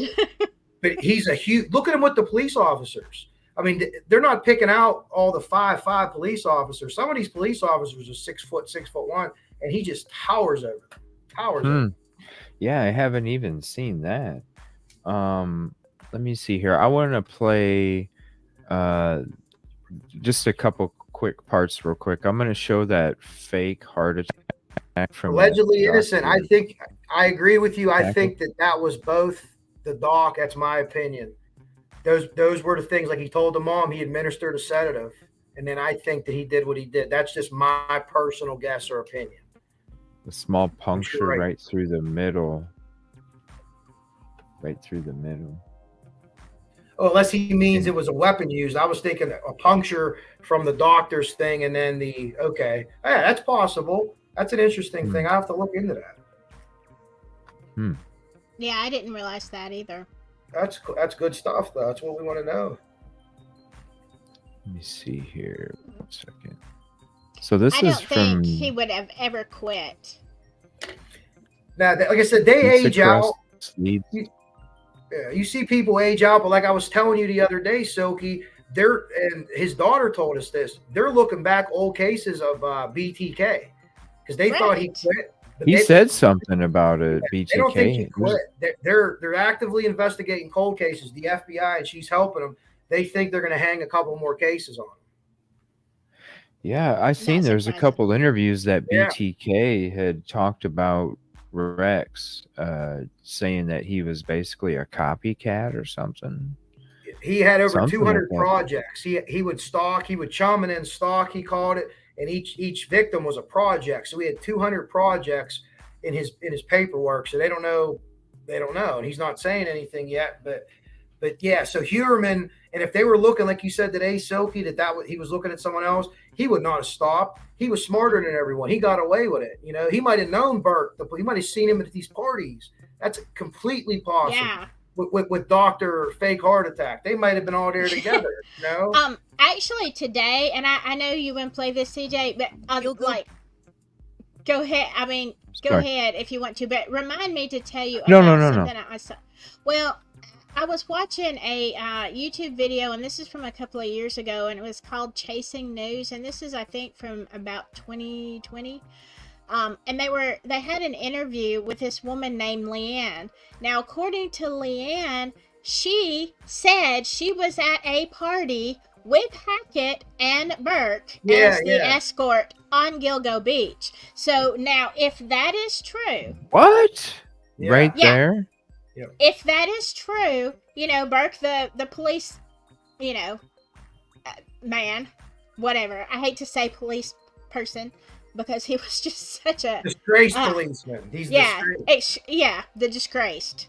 But she says that she was there with both Hackett and Burke. So, I mean, now here you have, I'm not saying Burke is responsible for the Gilgo Beach 4, but Shannon Gilbert, if Leanne was the same, in the same kind of situation, then that would explain, that would tie Burke, and possibly Spoda. Most likely Spoda would cover it up if Burke was involved with, of course Leanne didn't pass away, but she was there saying, yeah, this happened. Burke and Hackett partied together with women. So that to me was huge. Is there a way that they can be brought in for questioning since the new regime kind of did its thing? Do you know if they've been? Is it maybe something that's secret or wouldn't be released? Or it's probably secret, but I wonder. I hope it is. I hope Harrison's going to serve the summons himself and say, "Hey, here's your subpoena. Here's your subpoena, jerk." And I hope that that's happening, CJ. But we haven't heard that or that they're being tight-lipped if it is. There's no witness list or anything like that yet. They just gave the defense 8 terabytes of evidence. It's the first dump, 8 terabytes. I guess I understand that's a lot. I don't even know the numbers of that, but 8 terabytes is a lot, right? They gave them 8 terabytes. Well, yeah, I mean, especially, I mean, what do you think it consists most of? Video, audio, or All photos the and stuff. articles? There's probably Photos? pages of how they were linking the phones and calling, and I don't know, the hairs, the belt. We didn't talk about the belt. Everyone saw that. If you didn't see the belt, you could look it up. There's pictures, and not everyone wasn't sure what it said on the belt. So this belt, we found out that this belt was on Karen Vergata, 1997. Okay, I think it was 1997 for Karen Vergata, if I'm not mistaken. So that's where this belt was. They identified her, but they had the belt. The belt, if you look at it, says WH. I thought that this was a given information. It was already reported, but apparently not. The police are holding it back. It was his grandfather, William Heuermann. Grandpa was William Heuermann. Theodore Heuermann was his dad. So 1997, he made a really bad mistake by leaving a belt that's monogrammed at a crime scene. To me, that's one of his early crimes. He makes a mistake like that. He wouldn't do that again, right? He was using other things to bound and restrain the girls after that. But you could look that picture up, and to me, that's his grandfather, William Heuermann's belt, and that'll just be something else they link him to. Perry was asking who were the officers that responded to Shannon's 911 calls. I was trying to find that information, and in fact, the one place that I was looking said they didn't have a listing for that. Didn't it take 45 minutes or something for them to get there? Yeah, and they really didn't. Yes, it took a ridiculous amount of time, and the officers, to my knowledge, the last place that I was looking said that they could not find a name on that report. And it was kind of like, I mean, it's not that they didn't take it seriously, but they didn't take it seriously. No, I don't think the 911 operator took it seriously either. And maybe they're thinking this. If you listen, I don't think that maybe this person's on some kind of substance and they're acting goofy, because she's not screaming. She's yelling, but she's not screaming. But she seems like a dude. But everyone listen to it. Listen to it yourselves and see what you think. But I don't think they thought so. They kind of, police will come up and they'll say it's unfounded. Hey, we don't see anyone here now. No one's screaming or yelling now, so we're leaving. We don't know. There's nothing else to it. Yeah. Do either one of you have the 911 call on your guys' channel? That I don't know if I put it on my channel, but you should be able to just look it up, because they the Tyranny had a press conference, and like I said, they sat on this for like 10 years. They wouldn't release it to the public for 10 years. They said that there was no yelling, or it was just it was normal talk, and then you could hear it. It's clearly isn't normal talk. Right. I mean, I must have only heard half of it. Yeah, I think there's 2 of them. It breaks off once, but it's like 25 to 30 minutes total. Yeah, that's the real one. So the 25 to 30, and that's so it might be like one's like 14, one's like 14. I've seen one for like 10 minutes. Okay, so the longer one is 2. like a full version. What's the one that's the shorter version? Do you know what's cut out of it? The shorter version might have been something they played at the press conference that was just like clipped up or something. I don't know if they played the whole version at the initial press conference or not, but you should be able to, if you look up Shannon Gilbert or Gilgo Beach 911, you should be able to get multiple options for it, and you'll hear it for yourself. And I was surprised when I was listening to it. I was like, I got confused, because I was like, is this somebody in the background on the phone, or is this the 911 operator? Like, I was and then they confused. switch off to different operators too. Is that what it was? Because and what happens there is, if you have a 911 operator like, oh, this lady's crazy, you get on the phone, so you too could say she's crazy. So if something happens, there's 2 of us operators. This is how they operate. There's 2 of us that both, something's wrong with her. We think this is unfounded, or if it's something crazy coming in, a supervisor will just listen in. That's what they do. We deal with 911 all the time, so that's what I think was happening. That's just a guess. Okay. And then is that okay if I use that allegedly innocent? If you have the uncut version, is that okay? Yeah, that'd be great. Also, when it comes to, you brought up the belt with the dad or grandfather. Who was it? The grandpa. Okay. So when it comes to the DNA, because I guess that they found they found it from a slice of pizza is what I keep hearing, but the DNA at the scene I heard was of the wife, right? It was her Of hair. him. So because they found her hair, that means that it, like, I know it's his wife, but that just means that he, I guess, mean, because I haven't read the PCA, so I guess if I read the PCA, then I probably wouldn't even be asking that question. well, Or yeah, but I mean, basically, they thought because they found her hair DNA that was okay, on the belt of it's one just of the automatic. three different. Yeah, they thought that she was involved, even though they knew he was. Then they thought, well, is this a Oh, a okay. family venture? Yeah. But then when Is they that why I started, heard maybe the wife was involved in well, with? that's what they had to look at. But Okay. when they really started looking at where she was, they could prove beyond a shadow of a doubt that at the time of the disappearance of these 3 or 4 victims, she was literally either out of the state and not just temporarily like for days or weeks, or out of the country. So they completely, and that says that in the PCA, that they exonerated her from all of that. Yeah. And Wow. the hairs weren't specifically hers, but here's the percentage. One of them comes back that it's 99.98. So there's only a 0.02% chance that hair's from someone else. And the other one was like 99.61. So there's a 0.031% chance that it's not her hair. So you start lining this up on multiple victims. You have a 99% probability on this one, 99% probability there. Right.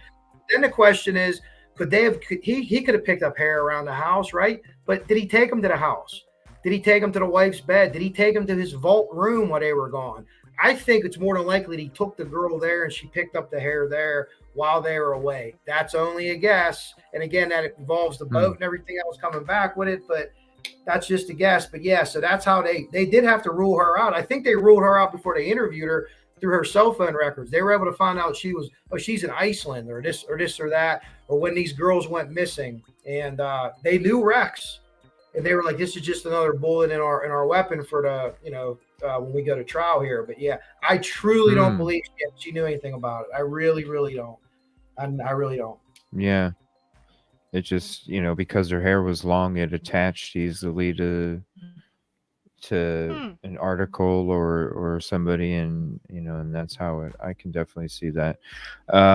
Yeah, definitely go sub to Coach Kev and Silky Southern Tea if you're not familiar with their channels. They both have awesome content on YouTube, and they talk about a lot of other cases too. Definitely go give them a sub and show them some love. Go ahead. I was just, oh, sorry. You know how I am, CJ, my ADD.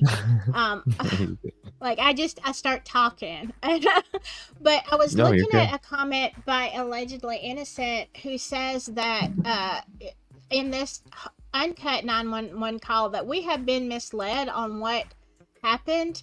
And it says, in other words, yeah, that they did take it seriously. So if we were led to believe that, yeah, it was a crazy call and they probably didn't take it that seriously, but if they did and it's been cut up that way, now this makes me wonder, okay, if it was coming from around the area of Hackett's house and there are other people there, could Jim Burke have been there that night? Could he have been one of those players and said, hey guys, never mind, I know the 911 call in, but I'm over here and it's all good?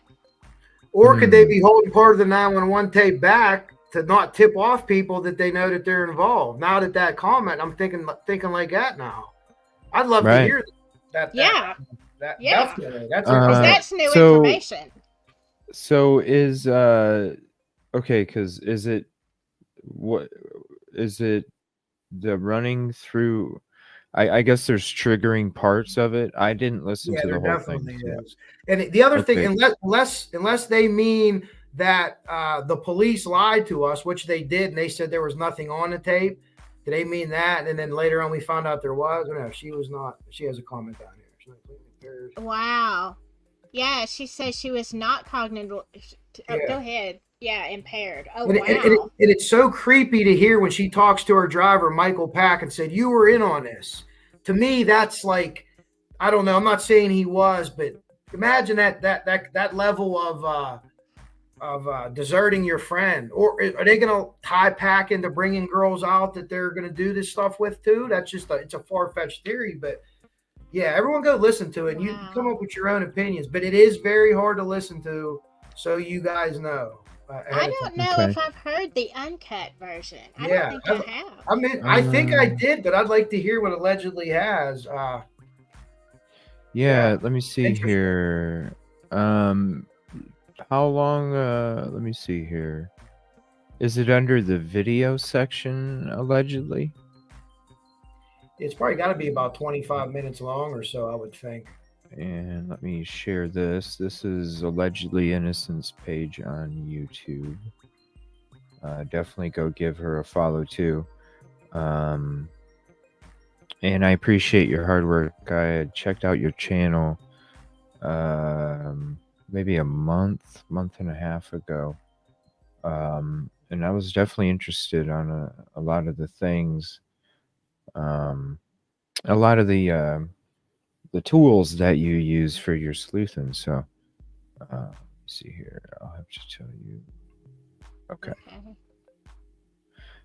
If you, let me see here. If you want to send it to me, if either email or Discord or something. Now, P Fox, is there? I think that one was like a 2-minute version. Is there a? Let me see.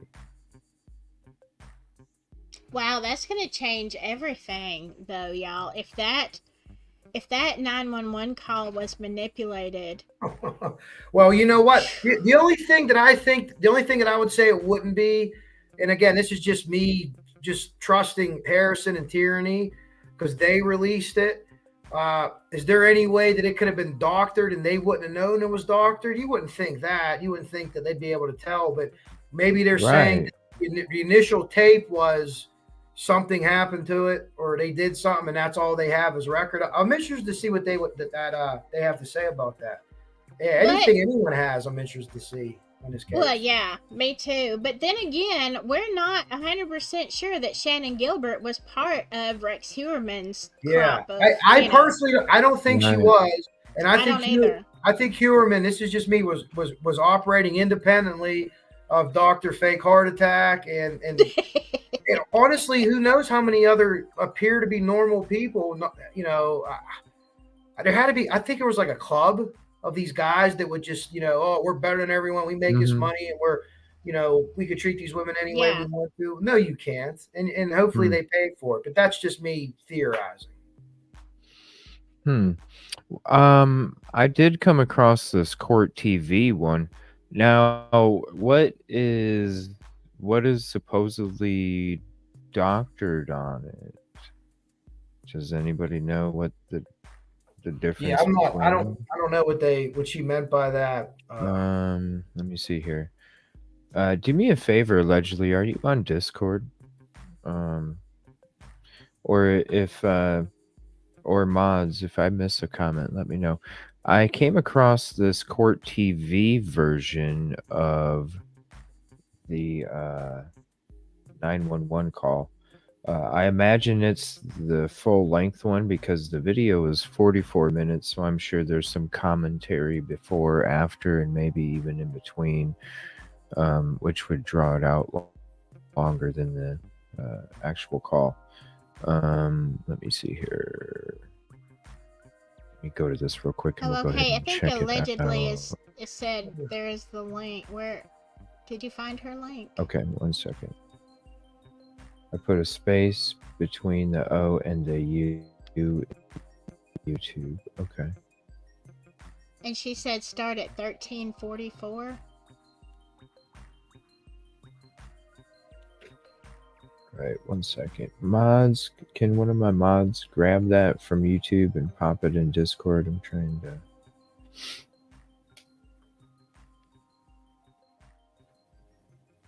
I don't see it. So the timestamp is 13:44.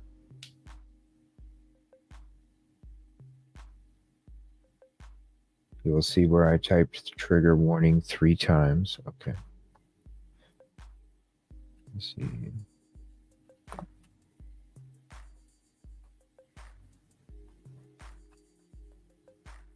Yeah, I can't see it.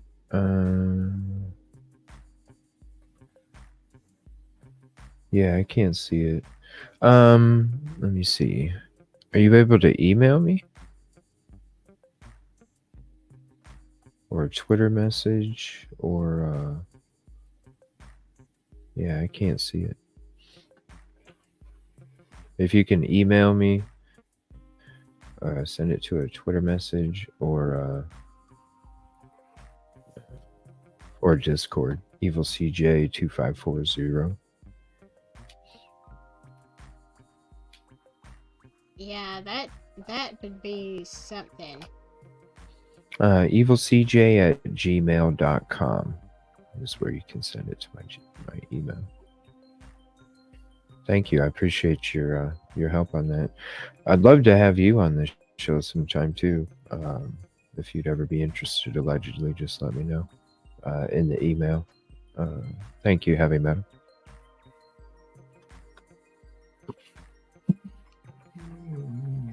Got the unedited version. I don't know. I think he went to bed. He was saying good night. So he might have been calling it early. I know he's tired. But allegedly innocent. She's been hanging out, so I'd like to highlight her as well. She's a content creator as well. So yeah, I'm gonna have to check that out. Yeah. Her out too. Let me I'll drop the link to her YouTube again. If you want to sub, and then I'll put it in private chat too if you guys want to check her out as well. Yeah, and is she into this case? We have a Discord. Well, I don't even know. I'm in a couple with Silky. I don't even know whose they are. I know. Everybody's got a different name. Discord is crazy, man. I talk to people about a lot of different things, but I put a lot of the wrong topics in a lot of the wrong places because I'm sorry. Yeah, hey, I just DM on there right now. Yeah, I can do that. Yeah. Yeah. That's another rabbit hole in its own to try and figure out and learn and all that other stuff. Yeah, it definitely sounded odd to me because I even questioned. I was like, is that somebody on panel? Is that somebody in the background of the phone, or is that the 911 operator? Because I'm like, this is freaking odd. I was in my vehicle when I heard that part of the show. That's an overnight shift at the 911 center about 4:30 in the morning, and if they're not busy, maybe you're catching some Z's or something, and someone calls in and you're like, what is this madness? And I know 911 dispatchers, and there's a lot of BS calls that come in, right? And maybe they thought that was one of them. I don't know. But when they get the second operator on, it makes me think they're trying to confirm it as being like a hoax. Yeah. I could see that because when I remember the first part of the conversation, I was like, it was very odd to me that she was talking on the phone and then you could hear the people in the background like they were standing just a couple feet from her talking to her, and I'm like, whoa, wait a minute, how is she able to say there's people coming after me, when you can hear the people in the background? So I can definitely understand why maybe somebody might have thought it was a prank at first or something. Or maybe they thought that she somehow wasn't getting through or something. Like they didn't seem to care either, which was odd to me because if you're doing something, ain't you going to try to get that phone and get no 911 call, hang it up before they can figure out where it is? Then she asked the lady if she could come down on her or triangulate her, and she says, no, we can't. Which I don't know if that's the case or not, or if that 911 operator says, I don't think I need to go ahead and do that, or to reach out to whatever agency does that. but I don't know the ins and outs of Suffolk County, so I can't say that for sure. But yeah, it was almost like the 911 operator was like talking to Shannon, like, hold on a second. What did you say over there? Interested in what was going on? Like, you're a 911 operator. Don't ever put the phone down. Right. Yeah. Right. Yeah.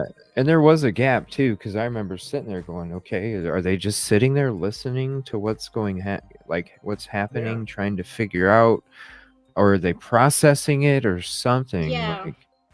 But I'm gonna go ahead. I'll go ahead and start getting into this video that's discussing it while I'm waiting for that email. And I think there was one other thing, but I wrote it down. I'll have to look through my notes. Let me see. And this also has it has the actual text on the screen for the call too. And then I'll keep looking for that allegedly innocent. And I appreciate you. I appreciate you sharing that too. So this is Court TV. Give me 1 second. We'll switch to that.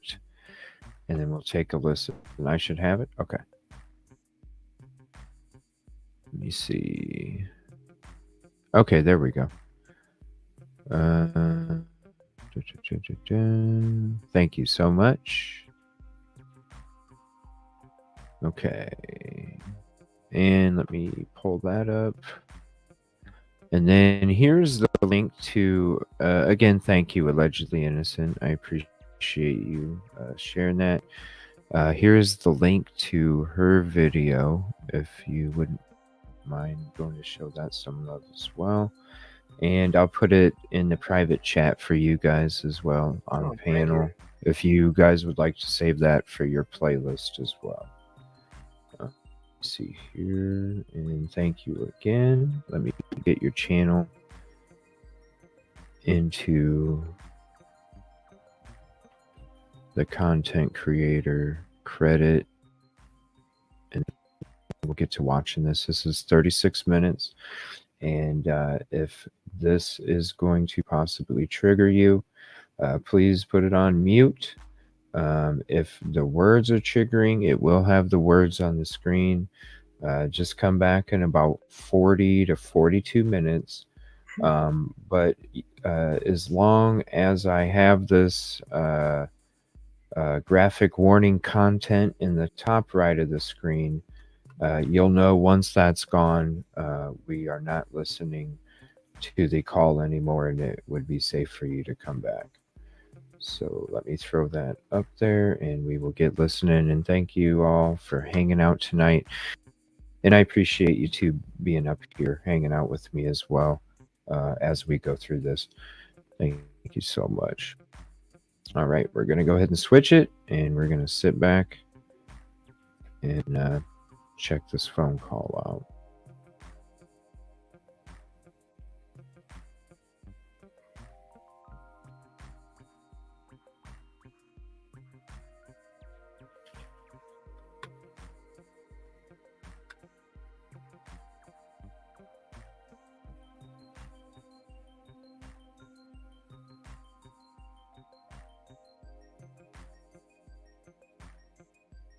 And I am going to mute the music as well while we watch this.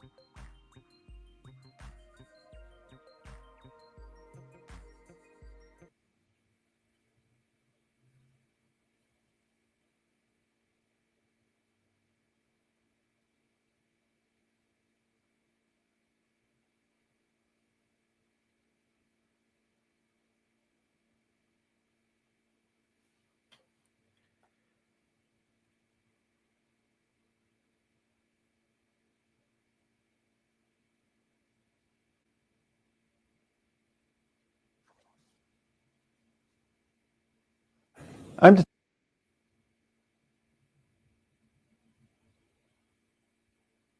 Detective Lieutenant Kevin Byra, the commanding officer of the Suffolk County Police Homicide Section. This video was made to explain the circumstances surrounding the 3 911 calls made on the day Shannon Gilbert went missing. The full, unedited 911 calls are available, and I encourage people to listen to them in their entirety.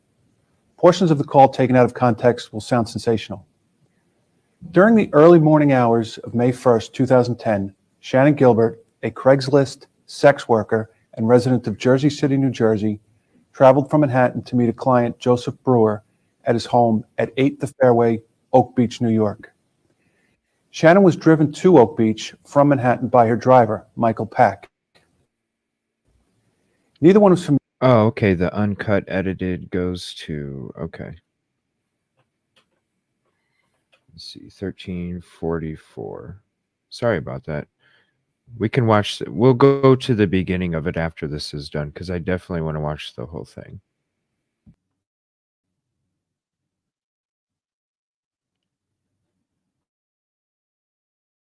Oh, 9, how can I assist you? Hello? Hello? Hello, you dialed into the 911 system. How can I assist you? Hello? Yeah. Do you need the police? Yeah. Where? Where?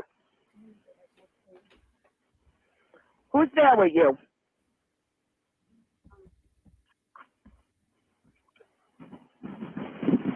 Hello? What's going on? Well, there's somebody asking me. What? Somebody asking me. Somebody is harassing you? Asking me. Who? Can you trace her in? Let me talk to him. Can you trace her in? Let me talk to him. I'm like the Jones Beach. You're at Jones Beach? By the Jones Beach. All right, let me connect you to state police. Stay on the line.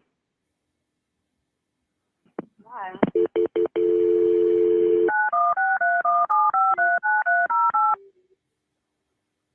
Why? You got to talk louder to them. Why? Why? State Police, Trooper Fry. State Police. Yeah, there's somebody asking me. I'm sorry? There's somebody asking me. Where are you? There's somebody asking me. Okay, where are you? There's somebody asking me. Where are you, ma'am? I don't know. You're driving right now? No, I'm inside the house. I'm sorry? I'm inside the house. What house? I don't know. Can you trace where I am? I'm sorry? Can you trace where I am? No, I can't. What's your callback number you're calling from? Huh? What phone number are you calling from? Somebody's asking me. Please. Are you in Suffolk County or Nassau County? I'm in Long Island. Where on Long Island are you? No. No.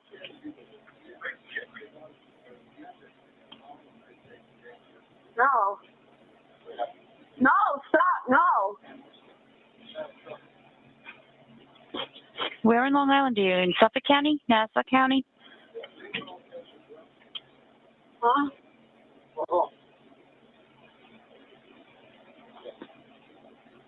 Why?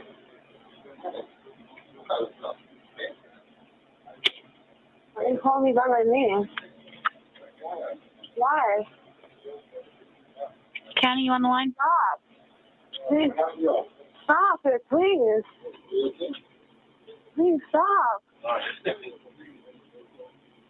Please. Can you shut the door? No, time to go. Please. Please. Please. Go that way, please.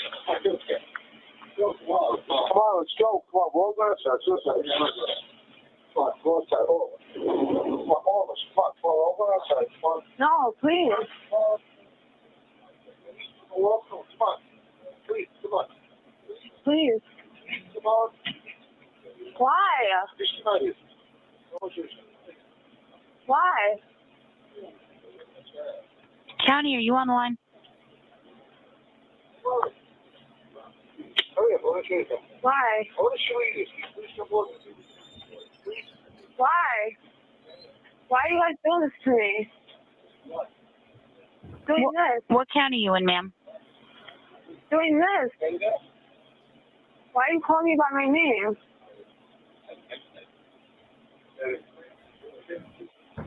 Please. No, please. No. No, stop it, please. Stop it, please. Please stop it. Please stop it. No, stop it. Please stop it. No. Let me fix that. Please stop it. No, please stop it, please. Please stop it, please. No, what are you going to do to me? What are you going to do to me? Stop it. Please, get him out of here. What do you want?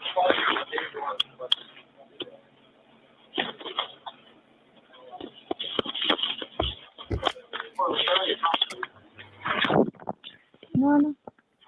Go on. I'll go upstairs. You leave. I'm going to go upstairs. You leave. I'm going to go upstairs. Okay? You leave, please. Please, take care. My hold. What's the matter? Are you okay? What are you going to do? What are you going to do to me?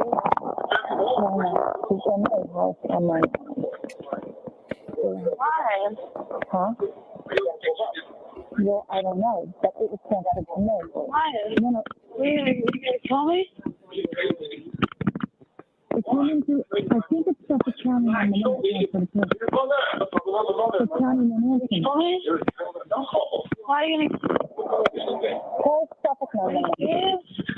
You freaking me out. Come on. I'm in the middle of nowhere? Let's go back to Manhattan. All right? We're in Long Island. We're out near the water. Please, stop. Me, Mike. Brother, come on. No, stop it, please. Okay, fine. Please take my time to what, to dive? Yeah, I'm near the water. To dive? Saying, let's go. I didn't do anything. 631. 511. Why?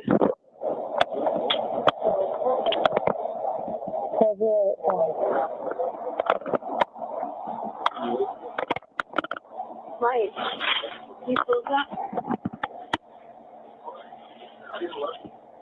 Sometime in Mike too. Mike, why? Why? Why? Why, Mike? For fun? For me? I'm never gonna do it again. Why?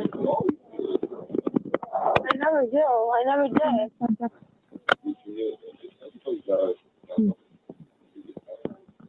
Mike, please. Mike, please. Please. Please.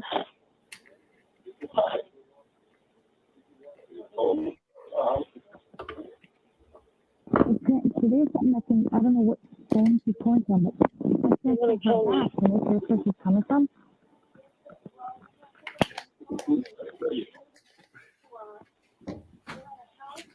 She needs help. You're like, I'm going to find my way home. It's not in the house with the female. And the female was the initial caller. So this is all set up? You set everything up? I waited for you. You told me you're going to find your way home. So I was like, what? You know, nothing that I So this is all set up? you never did this before.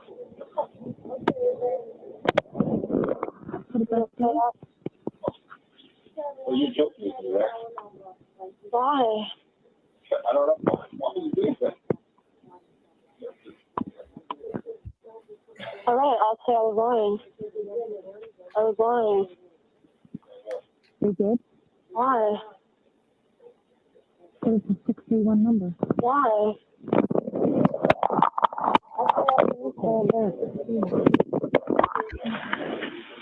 You can try talking to her, but she's not. Please. Since she's got the phone down. Please. Hello? Please. Hello? Please. What's the problem? What's the matter? What happened? Hello? Please, get me out of here, please.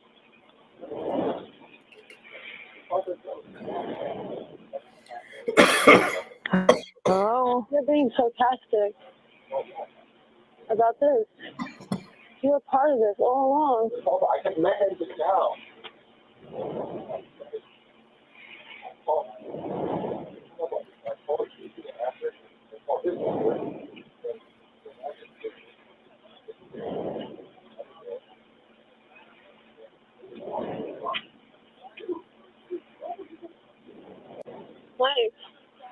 Mike, please.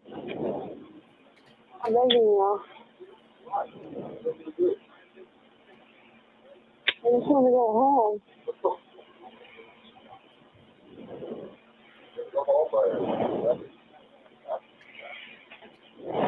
Why? Well, we can give them... What's the name? 573 9308. Is that us? What's going on? I think so.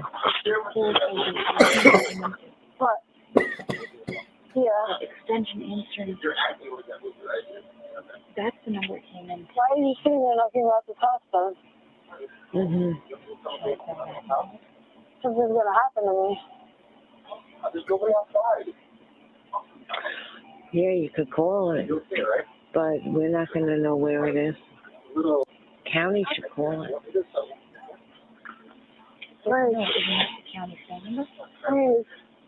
Every time county number mentions something over. Okay. 511 thing. Get out of here. What's to the phone? Oh, it does? Hot Suffolk? It's got to be Suffolk, right? Hello? Stop it. Stop it, Mike. Hello, where are you? Huh? Where are you? What's going on there? What's your name? Where's the bathroom? What's your name? Shannon Gilbert.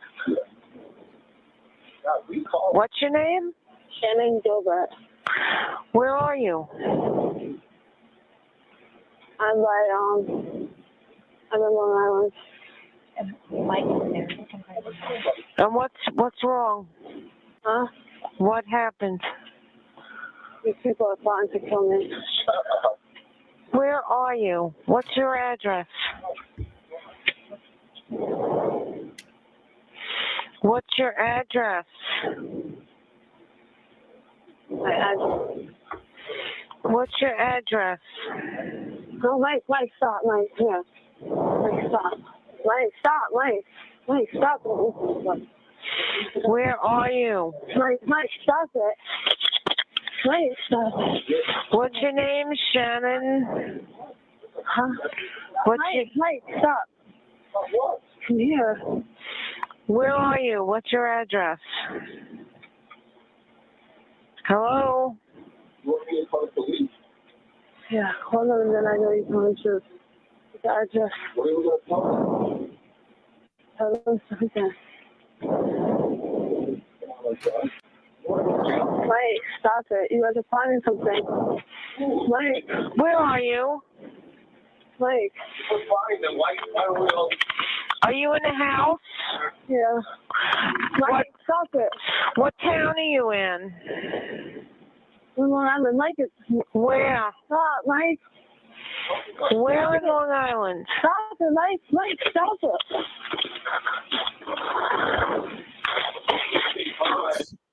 Mike, stop it.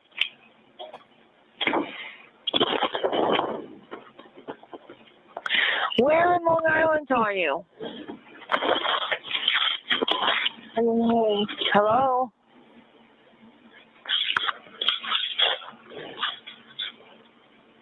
You're going to kill me. Where in Long Island are you? I don't know. They're going to kill me. Are you in a house?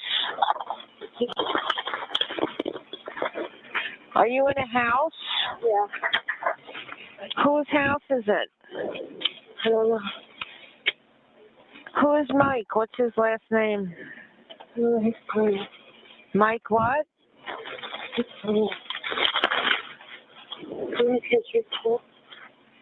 How old are you?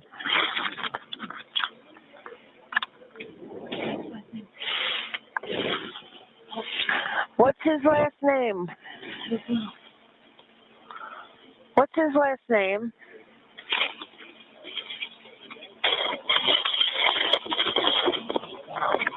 What's his last name?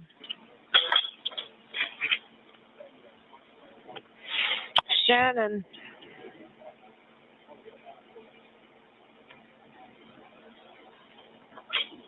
Shannon.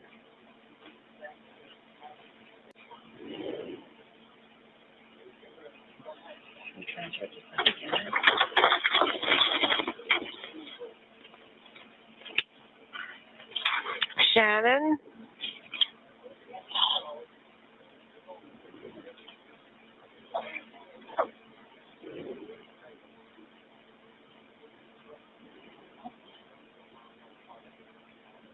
Shannon. Yeah. What town? What town are you in? Hello?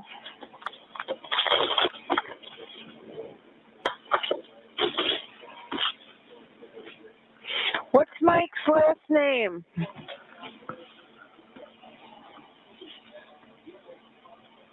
Hello?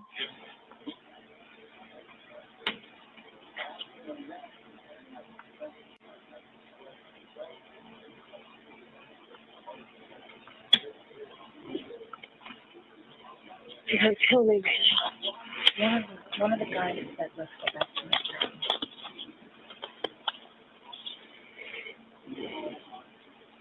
the Where are you?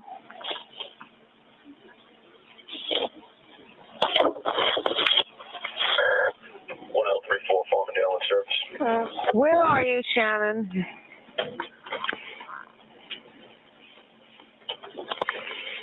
Shannon.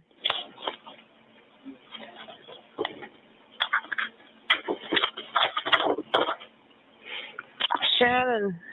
1034. 1234 963 Ray. Shannon.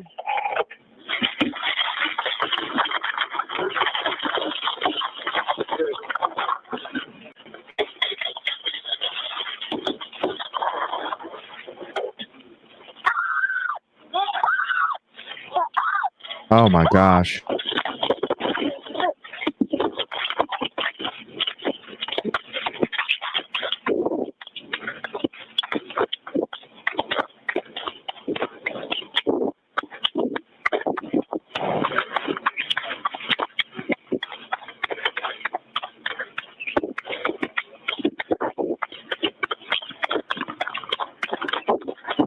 He's not talking. I want to put it. Is that her running? You do? I put this number back in. Yeah. Yeah, she's running. She's going to come up to the first house here, I think, pretty soon. Okay. Yeah, it sounds like you can hear like the shoes on the heels or flip flops or something. Something's flapping. Flip flops. Okay. Yeah, and it should be here pretty soon. Let's see. Yeah.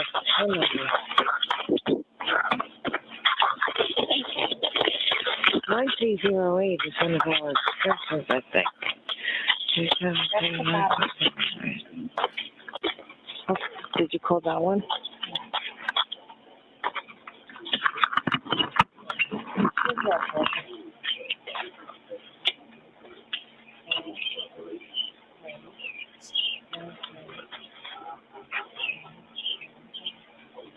Shannon? Hello?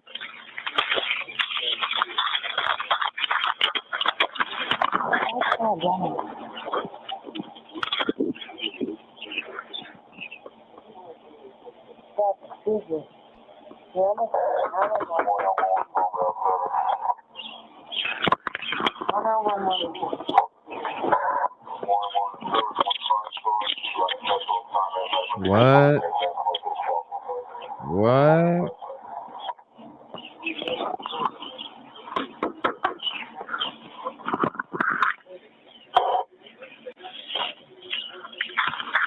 I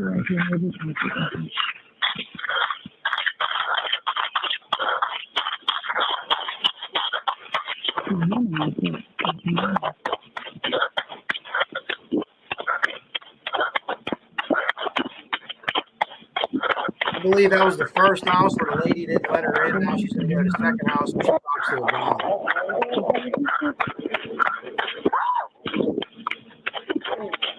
That lady did call the police though also. Okay. Allegedly saying no. I thought it was the lady. Might have that wrong.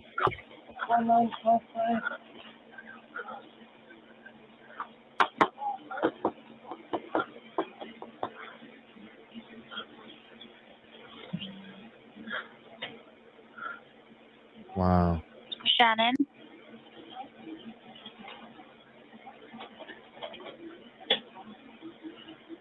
I wonder if she has a phone in her pocket.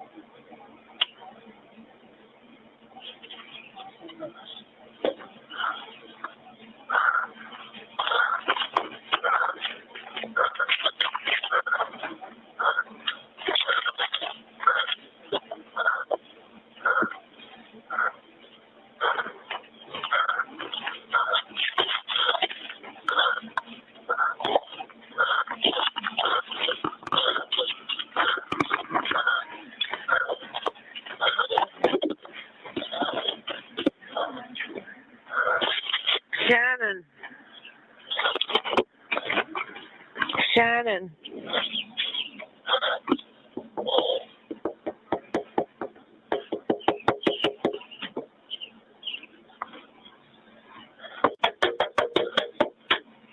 That poor Shannon. thing.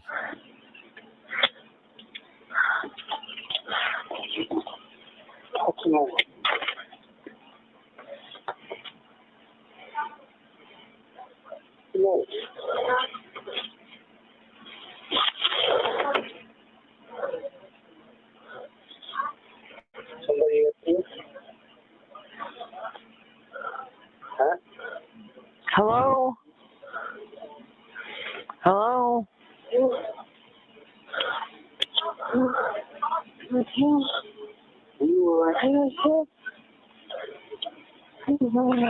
Don't keep yourself hurt. Where are you going?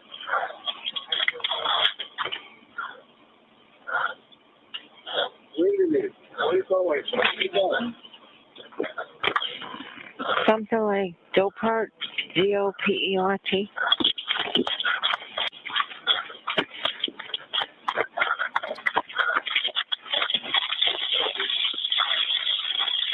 I think there might be some in the freezer.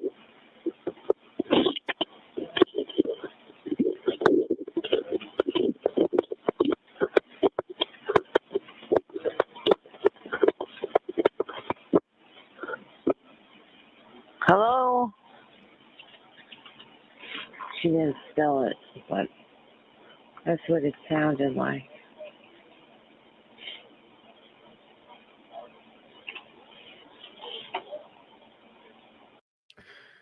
That was crazy. It definitely sounded like a few minutes ago there was some kind of police chatter or dispatch, right? No chains. And then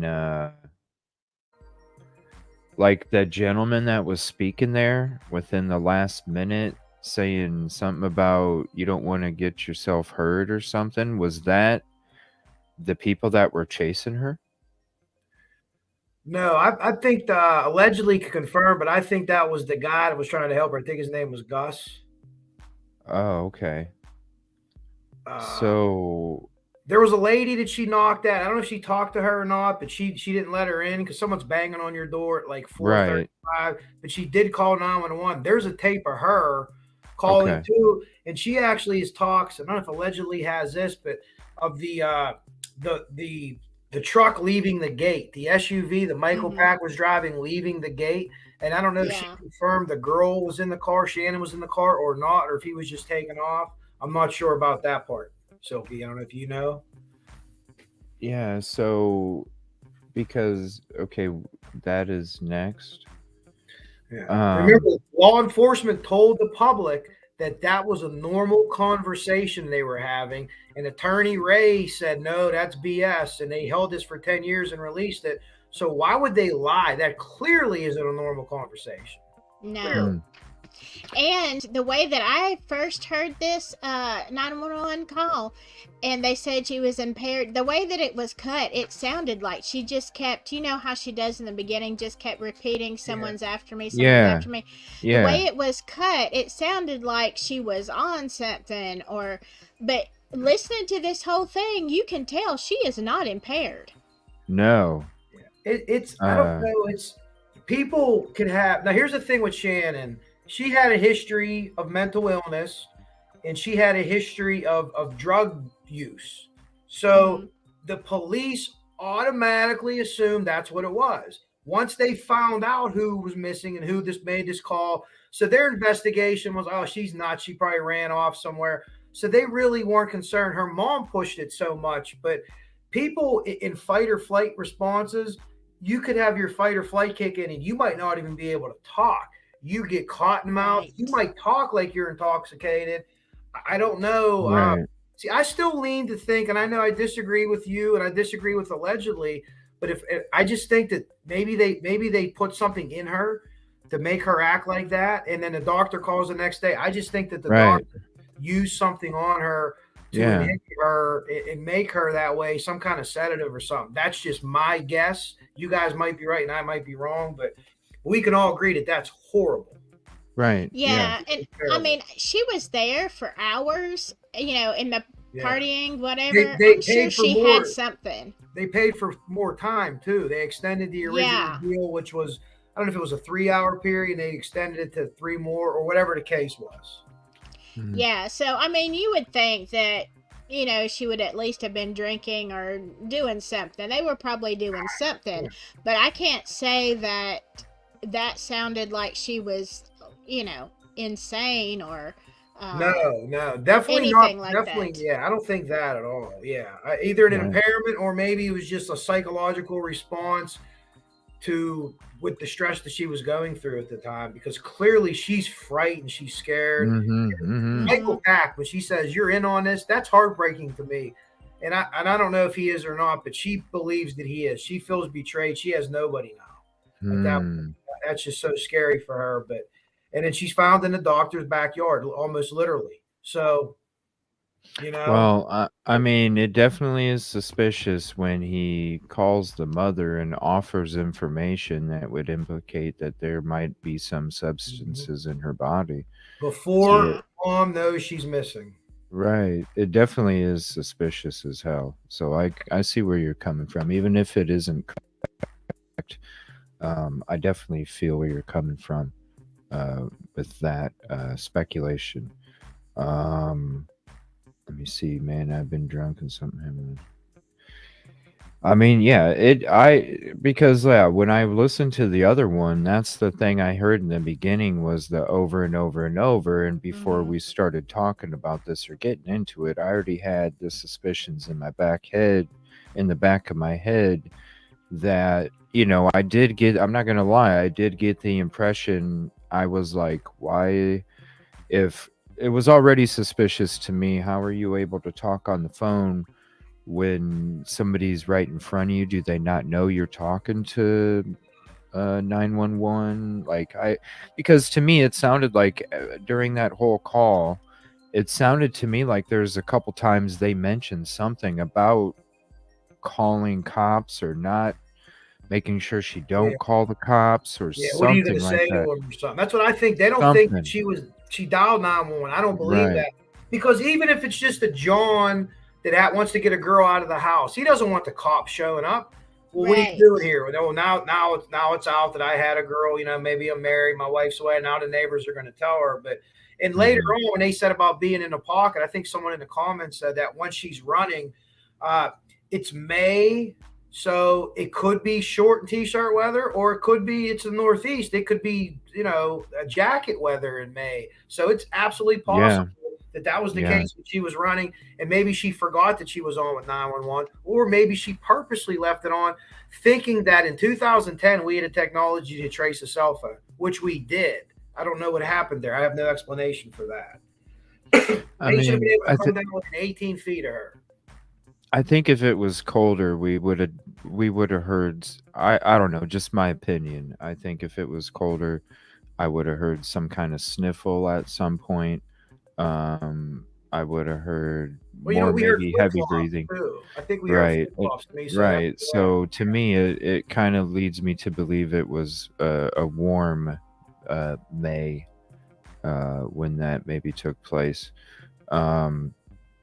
So there's another 911 call after this one. Is that one released? Is that one available? You mean the woman that calls? Right. Is that I've heard sealed? that. I'm not sure where. No. Okay. That's out there. I forget what her name. Allegedly, I think might know it, but that's kind of a short one. And she assures maybe it's a minute long, and she's like, I don't want to let her in because it's 4:30 in the morning. I'm surmising what she's saying, and but she seems like she needs help or whatever, or she's scared or she's running. And then during that call is where you'll hear.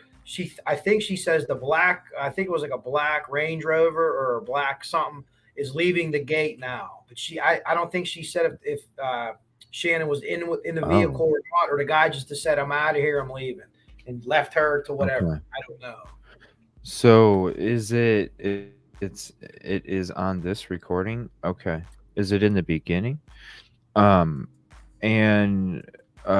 so basically she was able to run to these other properties, knock on the door. So I imagine these gentlemen somehow got her back into the vehicle and took off. I don't know. They said she ran into the marsh. Yeah, that's where they found her. But I don't know if she ran into the marsh where they found her at, or it was a different marsh. I haven't been able to confirm that. I don't know if you know that, Silky. Like if where she ran into is where they eventually found her. If that's where they said police, she ran over there.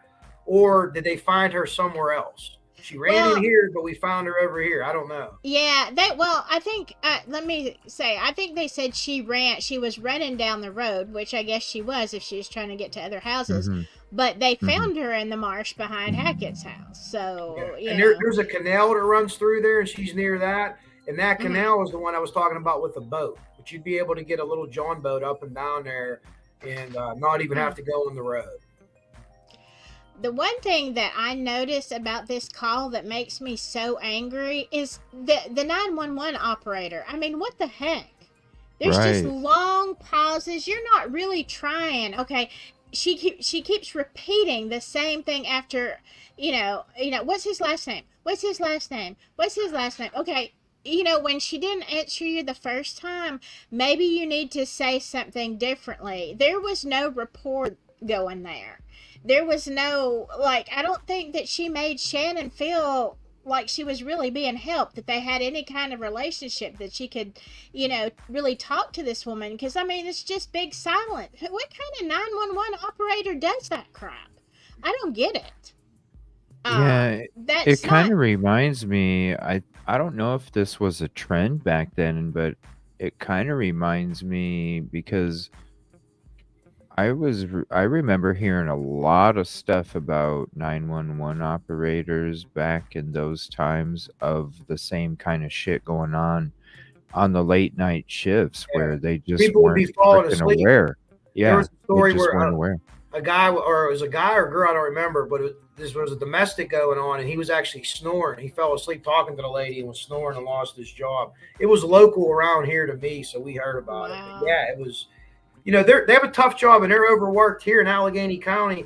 They all the time get mandated. So they work 8 hours, and then someone comes in or calls off, and they're like, well, you can't go home till midnight now. You're supposed to go home before, but you can't go home till midnight. And if you leave, you're fired.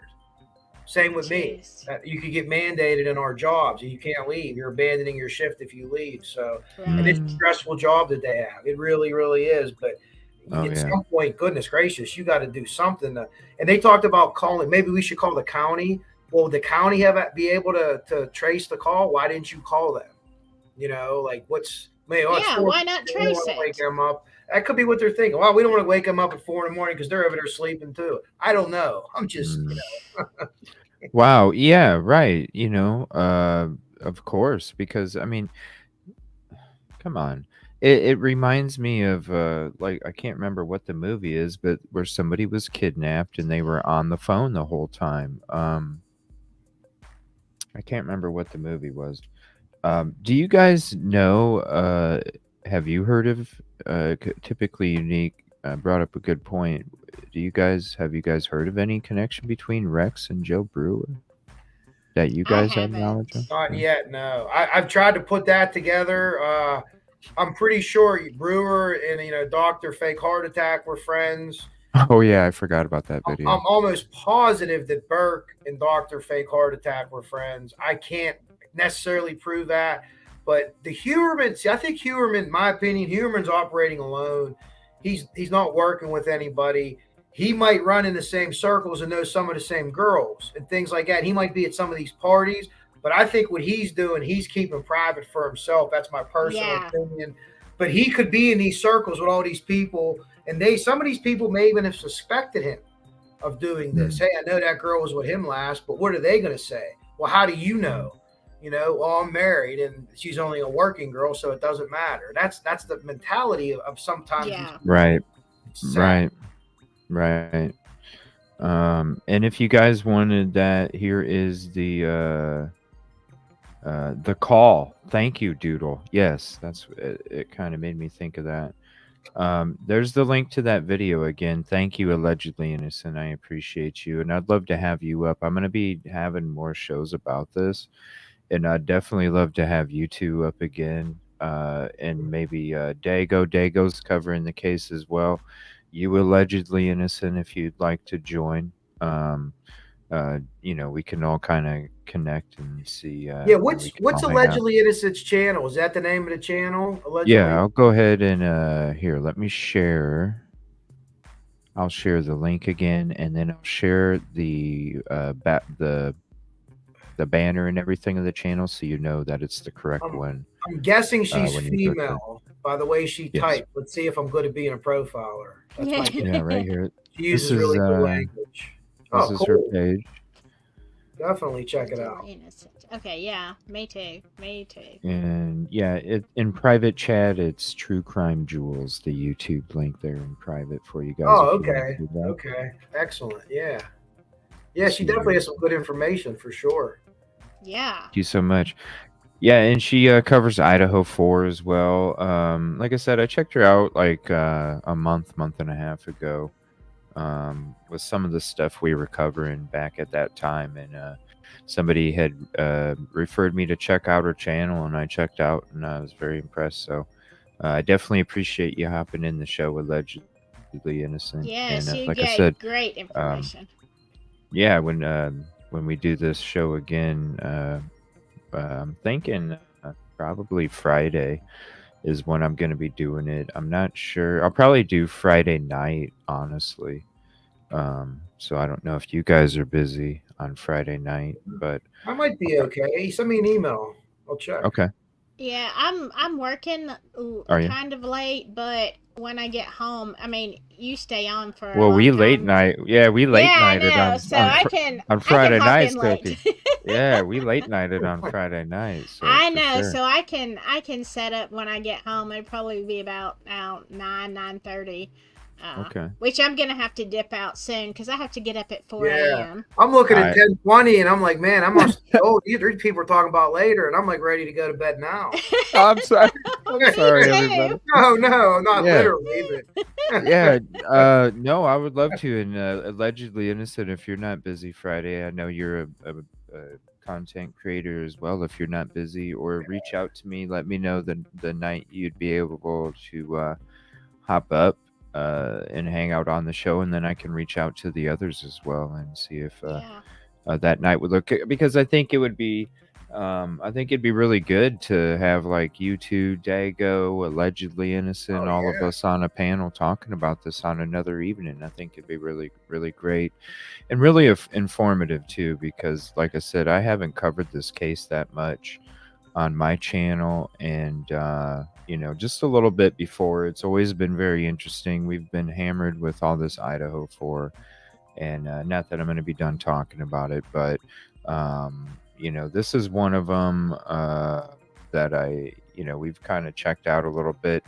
Definitely crazy, and this 911 call really, really disturbs me Yes. on so many different levels. Not just what was taking place on the other end of her phone with all that, but yeah, and it seems like there's so much to this as well. I mean, we just were covering Shannon's part, and we're not even sure if it's connected or not yet, but so much right there. um And I just can just to imagine. tell everybody, sorry, one other thing, and it's really it's super sad. It's like the rotten cherry on top of the sundae. So Mhm. Shannon's mother, who spearheaded this effort to not forget these girls, and then whether Shannon's involved with the Gilgo 4 or not, it doesn't make a difference. She was brave. She did everything she did. She was later actually unalived by one of her other daughters who had all kind of mental issues, and a lot of it, in my opinion, was triggered by the loss of her sister. So the great advocate that she was, and really without her, the police might have just totally forgot about this. Her actual one of her younger daughters took her life in a fit of a psychotic rage. So Oh Yeah. wow. if you watch the movie the Lost Girls, that's Sissy Spacek's character. You'll see that they show that at Okay. the end. So it's just tragedy wrapped all the way around this. It's just Yeah. so sad. You know Wow. what I heard today though? And he's talking about Shannon's mother, Mary.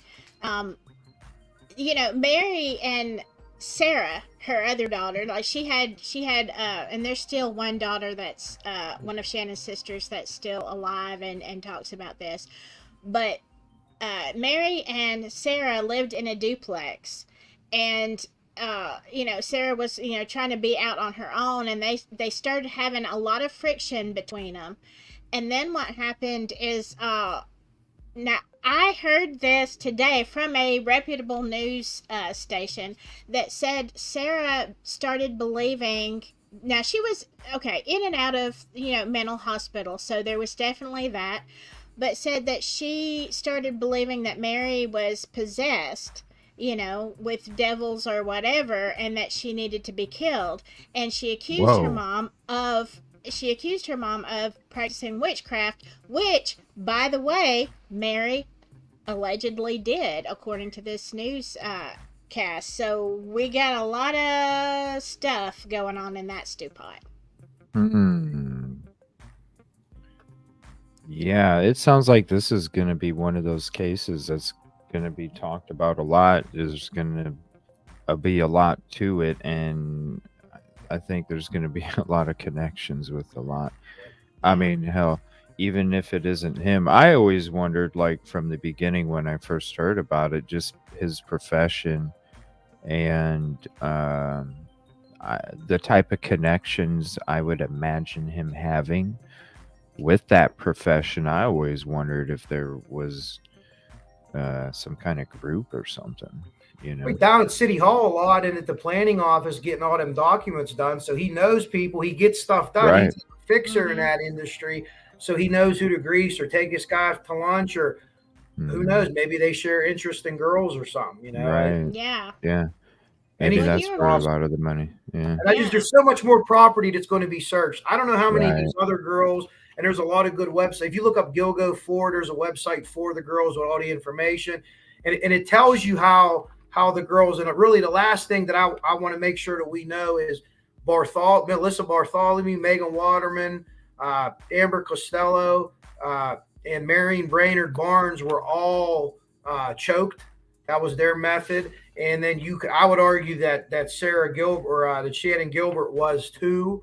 But all the other girls, there was different ways, and it was very graphic, and it was involved, of some of them were here and some of them were there. And I'm not saying he didn't do that. I'm not saying series guys or gals can't change their MO or Hmm. signatures or things like that. But to me, I just don't think that. But I think Rex has more that we don't know where they are. Does that make sense? Right.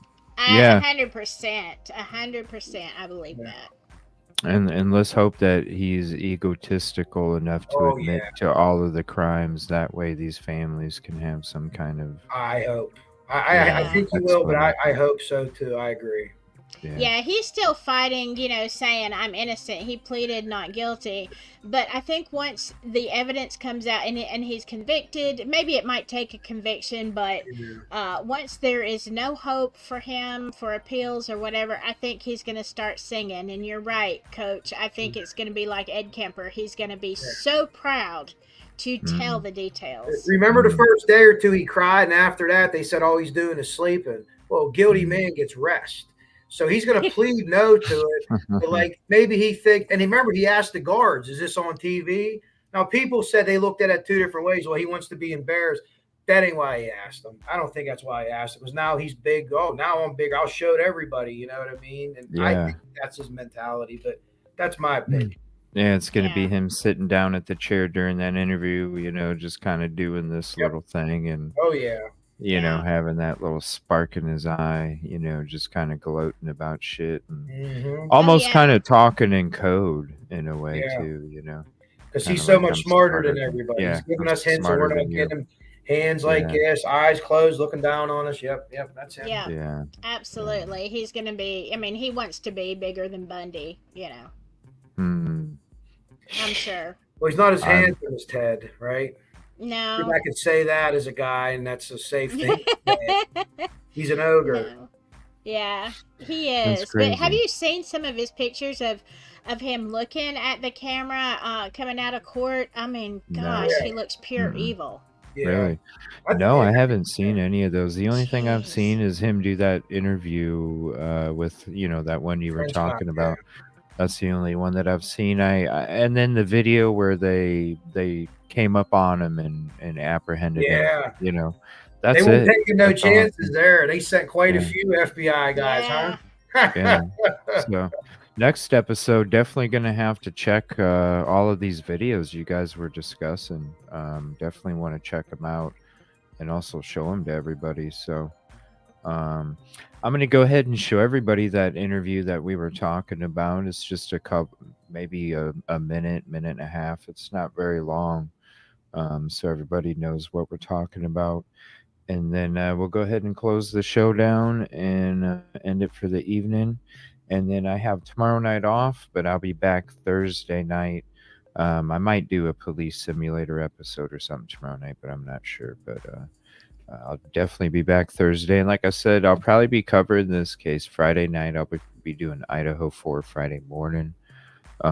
So if you guys aren't busy and, whenever you're done, Silky, late night, you're more than welcome to hop up. I'll just send you a link when I start the show, and then whenever you want, you can just click on it and hop on. All right. Whenever you want, and then I'll send one to you too, Coach, if you'd like to hop up. Thank you. But thank you guys. I appreciate it. We're gonna check out that small little interview there.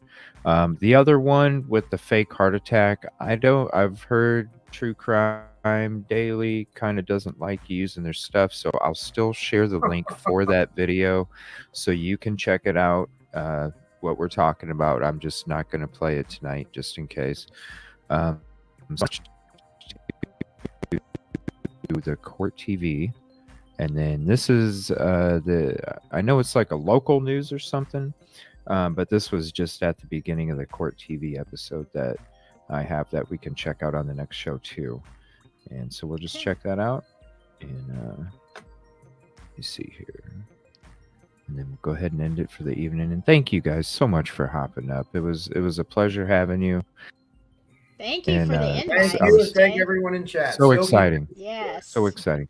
Everybody loves you. So, and do me a favor, everybody, please share this video. Please put it out there. This isn't like Allegedly Innocent said, this isn't something that gets talked about too much. So, and I know it's not going to get just like Flora or any of these other cases, it's not going to get the airplay it should, but, please definitely help out with, putting it out to your social medias and such, not only for the case discussion, but also to highlight these two amazing people that are on the panel as well, because they do a lot of hard work too. So definitely go show them some love, and definitely go hit the sub button. Okay, so this is Court TV, just that small little clip of it, and then I'll share the fake heart attack video. State police. There's somebody after me. Wait, this is not it. Sorry about that. 1 second. This one right here.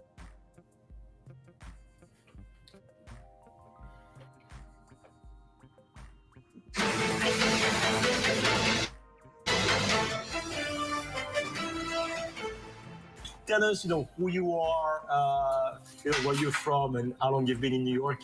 Okay.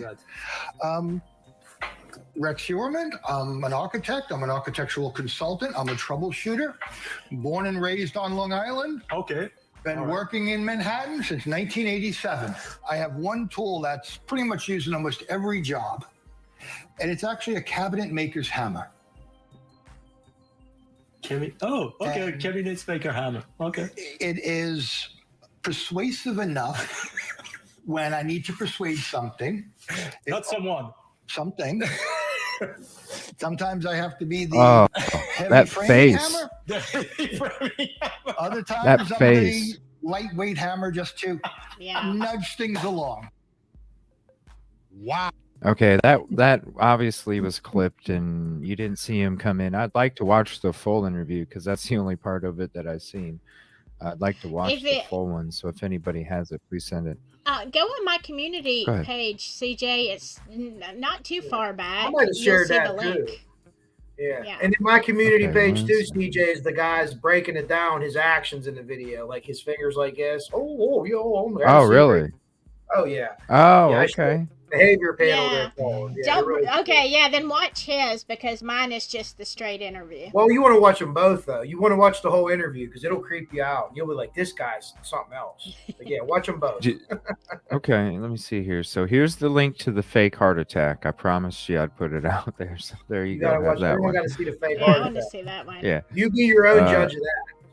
Here, and I'll put it in private chat too, Silky, if you wanted that. And let me see. So let me go to Coach Kev. How long is your video, Coach? Which one? How long is your video of you breaking down the? I do a couple. I do a couple like 5-minute ones, and then I did a couple like long lives. So I put I videoed them and then put them up later. And there's a couple live. The lives are probably an hour. The other ones are like 5 minutes or 10 or 12 or something. But all right. Is it? What's the title of your video? Where you kind of the deep dive. The deep dive is probably the longer one. Here, hold on. I'll tell you in a second.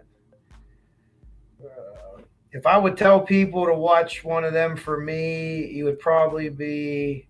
Hold on a second. Okay. Probably the 5-minute, my take on a possible. That was 3 weeks ago, like 5 minutes. And then the next one's 3 minutes. Those little ones are pretty good. I get a lot of information in them. And then the next one above it, the 13-minute one. The deep dive thing, that's just like a promo I did for my thing. But those 3 ones, if you want to know like everything I know about Heuermann, it's going to be in that about 30 minutes of those 3 videos. One's 13 minutes, one's 3, and one's 5. And I just like talk in front of the camera and give my little spiel. And a couple things I got right, so I kind of bragged about it in the other video. But just a couple. Hey, sometimes you have to do that, I'm a long way from John Douglas. Gotta be your biggest fan. So does which one has the full interview of what we just watched? Does any of them have that in there? The full one? Let me see. I could look. None of the things that I just told you about. No. And let me share here. I'm going to share you Coach Kev's video section, and then those videos he was talking about is. Let me see here. If you go to that link, and then in the 3rd, 4th, and 5th video, is the ones that he was talking about. And let me see here. And then Silky, you said you had a community post? Yeah, I'm trying to find it. I'm on my page right now trying to it was the day it broke. Okay. And I will share her community link. And then here's Silky's community link. Let me see here. Yeah, thank you again, allegedly innocent. I appreciate you. Bragging rights to Chloe. Well, You have to, shoot. I can't find it. I know I There's shared that. it. Let me see here. I'm gonna tell you the name of the page, the thing where that interview is. Give me 1 second, Okay. because that's It where was I like a found it. local, right? He was from France. So there's Oh. he's doing interviews. That guy that did it is actually doing interviews. Really? Yeah, I was Yeah. gonna say. If Wow. With the national media? Yeah, he did one here. I'd like to reach out to With him. CBS New York. Really? And he's from France? I thought it was a French like YouTube page. That's what I'm trying to find, because I watched his original video when this happened. Huh, I'd like to reach out. That's what I did, and I'm trying to find it. It's not on my community page. What happened to it? If it's not on our community page and the YouTube page doesn't exist, I'm right about the FBI putting them up to it. Wow. I don't know. I mean, that's crazy. I can't find I need like that original I need one. like a sound. I shared on my community page, and I tagged you, EJ, and his brother's neighbor down in South Carolina, who speaks freely about his brother. Really? Yeah, that's pretty interesting. He's pretty funny. He got a Sleuthing Clemson hat on. says it's on private on your community post. What now? Silky. Something about it's on private on your community post. That one shouldn't be. Well, I don't know what I'm doing half the time. It's been like what, a month, right? How long is it? Yeah. Let me go back to community.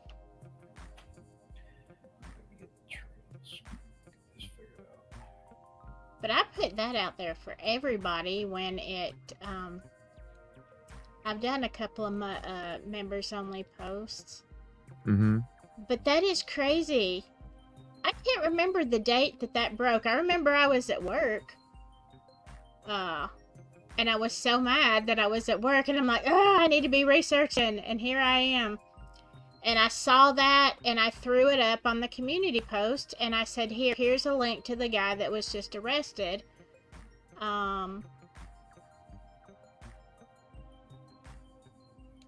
Oh, wait, maybe this is it. Oh, no. Okay, it says, yeah, this video, you're right. This video isn't publicly available. Well, it's not me, because this is a public So whoever post. had that video's... Yeah. Man, and I didn't download it or screenshot it or anything, because I thought, it's going to be there. Wow. You gotta be able to find his name anyway. Wow. Well...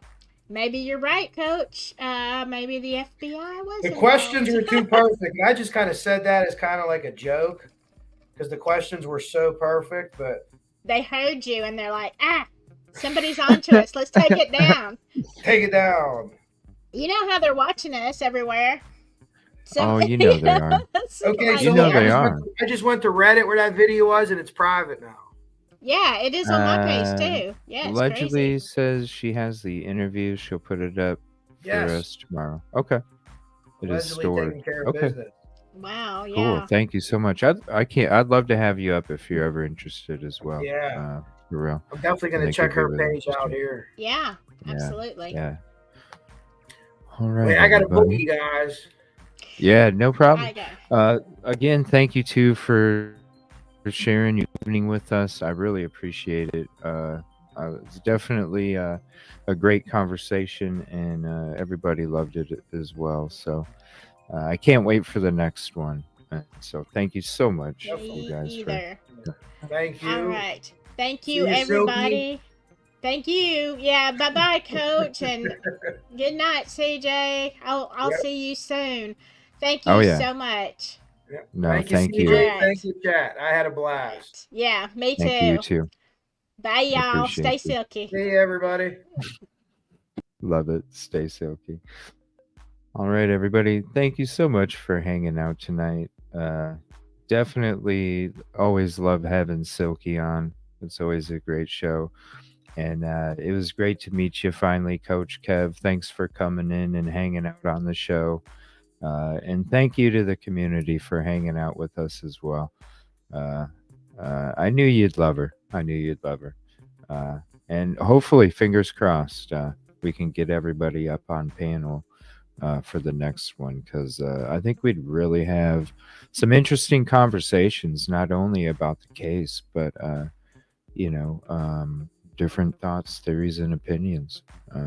We all kind of learned a little teeny something tonight, even if we knew a lot. So definitely appreciate your company and conversation. Hopefully you have a peaceful and positive night.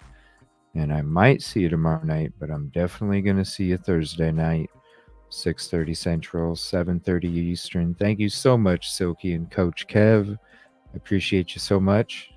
And I'll see you guys later. Thank you, everybody.